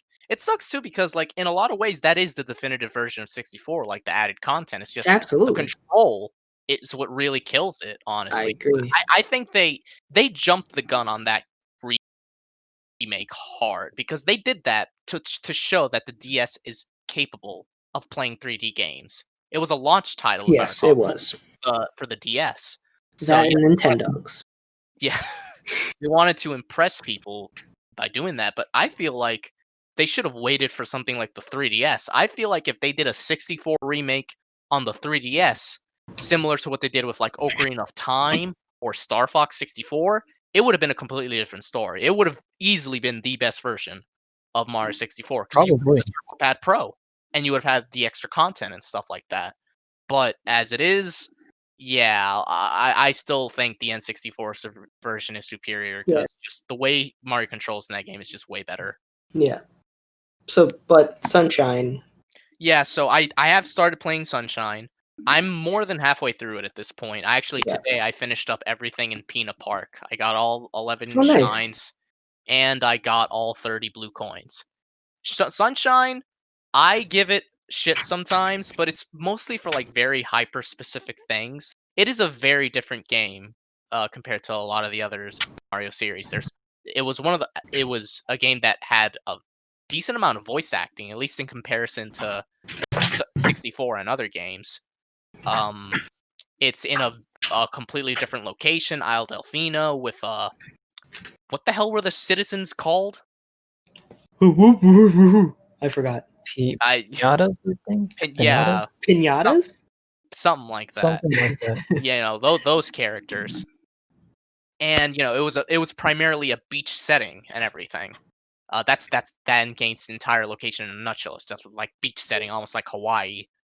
And it's a weird game. It is a weird game because it also has the flood feature. They took away the long jump in Sunshine, and the reason they did that is because they expanded things like the dive maneuver.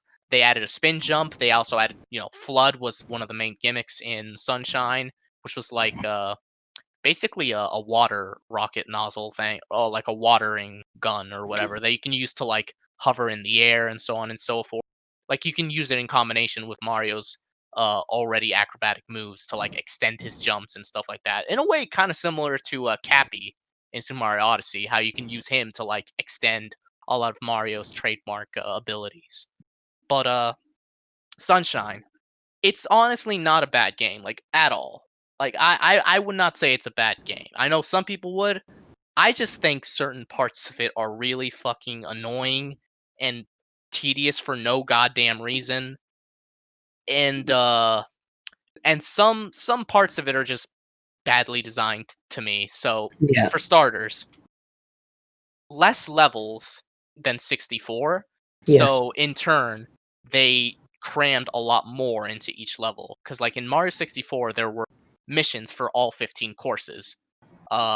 6 regular missions, one of them always being a red coin mission, and a 7th secret one for getting all 100 coins. By the way, 100 coins in 64, annoying. They're almost always tedious, and I also hate the wing cap. I forgot to mention that. I hate the wing cap in 64. It sucks. Mario does not make for a flyer, fat bastard. But in Sunshine, there's 8 shines, 2 secret ones, and then the 100 coin shine in each level. So that's 11 shines in each like course in Sunshine, which is a little ridiculous. And so it's spread out more. So it's like, but the thing is, Sunshine still has 120 shines, just like Super Mario 64. So, but when you do the math, there's 77 from like the main courses, and then the one in the beginning of the game, 78. So where's the other 42 shine sprites? That's when you realize that the hub world itself has shines as well. Oh yeah. But 24 of those shines are from blue coins, which is like a separate collectible in Sunshine. And each course in the game has 30 blue coins. The hub world itself has 20. When you count in the airstrip that you can eventually go back to. Oh yeah. And that means you have to collect 240 blue coins in the game, and they are spread out fucking everywhere.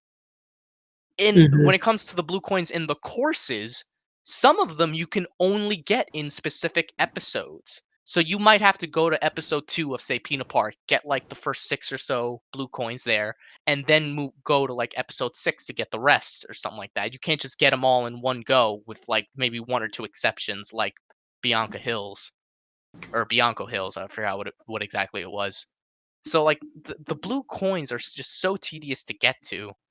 And you need 24 shines are attached to them. So if you want 100%, you got to get all the blue coins. Yeah. But then another thing that return from 64, 100 coin shines. It's exactly like 100 coins power stars. Get 100 coins, a shine shows up, and you have to collect it.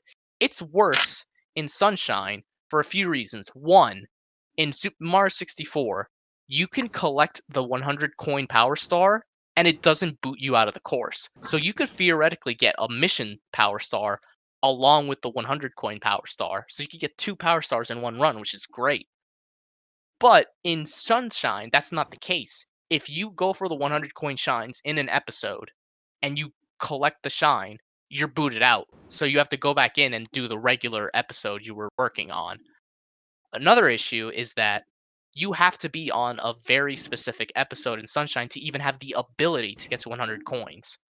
Because not every episode has a lot of coins. So you might enter an episode, get up to like maybe 60 or 70 coins, and you might run around the levels like, where the fuck are the rest? And then Yeah. you look it up and you realize, oh, it's not possible to get 100 coins in this episode, which really sucks. In Super Mario 64, it was not as limiting in that regard. Another reason it sucks is that in Super Mario 64, when you got 100 coins, the Power Star immediately popped up right above your head. So you could just jump up and then immediately get it. Right then and there, which is great.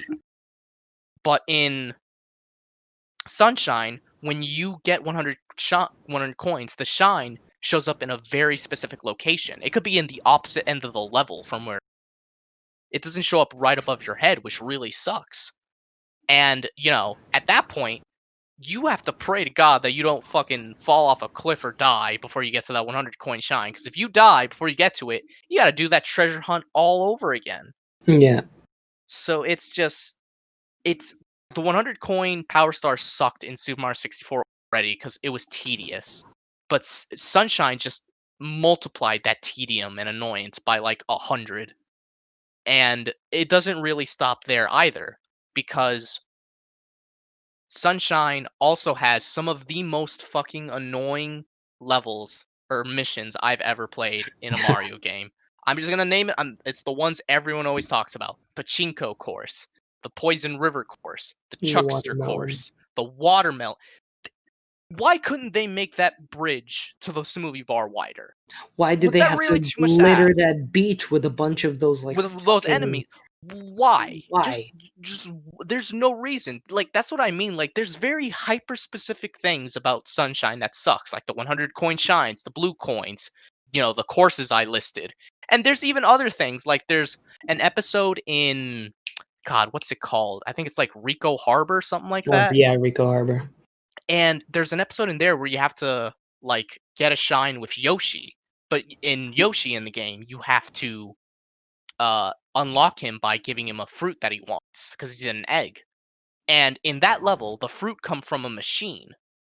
And so let's say, for example, Yoshi is asking for a coconut. So you go on the machine and you hit you ground pound like the machine for it to spit out a fruit. A lot of times it won't even be the coconut. There were times where literally five different fruit came out before I finally got the fruit Yoshi wanted, and I'm just like, why? Like, just make it the fruit the player needs. Like, why waste time that way? I'm just literally ground pounding and getting different fruit that I don't need. It's Did just you also realize you have to, like, when you're dealing with a durian, you have to fucking push it around like the watermelon? You have to kick it, yeah. Yeah, it's like a soccer ball. And I'm just like, that's unnecessary. Why can't I carry every other fucking fruit? I don't know why you have to kick certain fruits, but other fruits you can pick up. I don't get it. But yeah. There's just hyper-specific moments of unnecessary tedium or annoyance with the game. But outside of that, it's fun. Like, Mario controls really well. The camera is improved from 64. For the most part, you can fully control it, although there are still camera issues. Yeah. From time to time. Flood, I actually really enjoy using him. Just like Cappy, I like that he's an extension of Mario's abilities. Right. And I'll be honest, I don't mind how weird and different Sunshine is. Like, some of the voice acting is just like a little odd, sure, but I don't mind that it's like primarily a beach setting, because I feel like that argument is such a double-edged sword. Because the argument is either, oh god, it's all beach settings, it's so monotonous because it's the same thing. But then if they go to the tried and true traditional level designs of, like, a snow world, a desert world, lava world, and all that, it'll be like, god, that's so unoriginal. We always see that. It's like, it's a double-edged sword. It's like, what do you want at that point? I like the beach aesthetic of Sunshine. Like, if there's anything I can give the game, I still think it looks good even to this day. Some of the cutscenes are a bit hazy, and all that, but like stuff like the water in Sunshine still looks good. And there's still a lot of good music in it too. So it's like I can appreciate Sunshine's positives a lot. I really do. I get why some people have a lot of fondness for it and why it's their personal favorite. It's just, those bits of tedium and annoyance that just knock it down a few pegs on my Mario totem pole for me personally. And that's where I'm currently at with the collection at this point because I haven't finished Sunshine, so I obviously haven't touched Galaxy yet. Right. I actually agree. For me, I think maybe my control issues are probably just different from yours, but I actually feel like maybe it's just been a while since I played a Mario game, but I feel like Mario controls a little clumsily in Sunshine. See, I actually haven't really had many issues with control Sunshine. Yeah, There is some I remember jank, on though. GameCube, like Yeah, it was Sunshine. very fine tuned, but I feel like it's a little different here. But yeah, Sunshine. Well, I feel like Sunshine has always had some jank and glitchiness to it. yeah. So that jank and glitchiness from the GameCube version is still here in the emulated version because it's just an emulated version of the game and all that. But besides like the inherent jankiness to some shit, some of Sunshine's shit, I actually I haven't really run into any other problems. Like in terms of the emulation itself, I haven't really run into any issues personally. That's just me. Maybe other people are having a different experience. Yeah, I absolutely I know what you mean, but yeah, I'm looking forward to see just kind of like how the rest of this plays out. I still have, I'll be honest, I have yet to see a single person play Galaxy on Switch. Maybe I'm just following like I haven't been really on Twitter the past few weeks, so I don't really see people. But I feel like most people are either playing Sunshine or 64 since the game just came out. People are going in chronological order, but I haven't really seen too many people play Galaxy yet. I haven't played. I've seen a few people. Yeah. Well, yeah, I imagine because Lawrence immediately went to Sunshine, so I'm sure there's plenty of people who went straight to Galaxy. Yeah. I'm going in order, but it looks like Galaxy had the most work put into it. I think because they Yeah. redid like all the cutscenes in it and stuff. Like it actually looked like I've seen some screenshots, and I'm like, all right, this game did not look as good as it did back in 2007 on the Wii, and that says a lot because it was a really good looking Wii game. Did you notice in Sunshine how like when they say you need to press the button, right? Did you notice that? Right, yeah, that's so Yeah, odd. the audio So cut-offs. awkward. They Yeah. cut off like Flood saying the button because it's slightly different buttons on the Switch version, which is weird. I'm like, you couldn't just get. I mean, I guess because it's emulated, that's why they did that. But it would have been nice if maybe they just got the voice actor to like re-record the lines. I don't know. Yeah, I don't think it was really all. I mean, Because I don't know how it Nintendo works can in do terms it. of emulation, but yeah, I mean, if they're able to like cut some samples from it off, I imagine it wouldn't be too hard to insert in a different sample. I don't know. Yeah, I feel you. But yeah, I absolutely notice because sometimes it's just not really all that clean. the cut, it's like you can press that button, like, and I'm just like, okay, that wasn't smooth at all. What button? What if I was like, how do I know what like what if I wasn't looking? Like what button? I know, obviously, bad excuse, but I'm just like, It is funny. It's like press the button. I'm like, okay, home button. It didn't work. It's true. But yeah, as much as shit that collection gets, I'm glad it exists. But at the same time, yeah, I think it has its issues. But I'm still glad it exists, despite like all of that. But it is, I mean, it's Nintendo marketing bullshit. And also some of Nintendo's jankiness with the controls and shit like that. But at the end of the day, this is something that we've all been waiting for a long time, right? And so I think, the fact that it exists and it exists on a portable / like home console, like again, is amazing for me, to be honest with you. And so I'm gonna keep trucking along, and I feel like this is a game that many people who own it, hopefully they buy it now, will be playing for, couple, good replay value for years to come, especially because Galaxy is literally 2 games in one. With the In a whole way, it Luigi is thing. because once you get all 120 power stars in Galaxy, you unlock the ability to play as Luigi, and you get to get all the power stars again. But with him, and he actually controls like he traditionally does, where he's slippery. He's more slippery, but he has like a higher jump and all that. Chugga Conroy actually didn't play Super Mario Galaxy for his Let's Play. He did Super Luigi Galaxy. Oh, really? Yeah, it was kind of funny because back in the day, we were all just like, wait, you can play as Luigi? Yeah, that was a good reward for getting all 120 power stars. It's a way better reward than Sunshine, where all you get is a little marker on your save icon and a fucking postcard. You can tell this is Eric's this is the one. This is his version of my Ash didn't win the Pokemon League. Even Super Mario 64 has a better reward for 120 power stars. Yoshi shows up on the roof, and when you talk to him, you get 100 lives and a sparkly triple jump that has you invulnerable during it.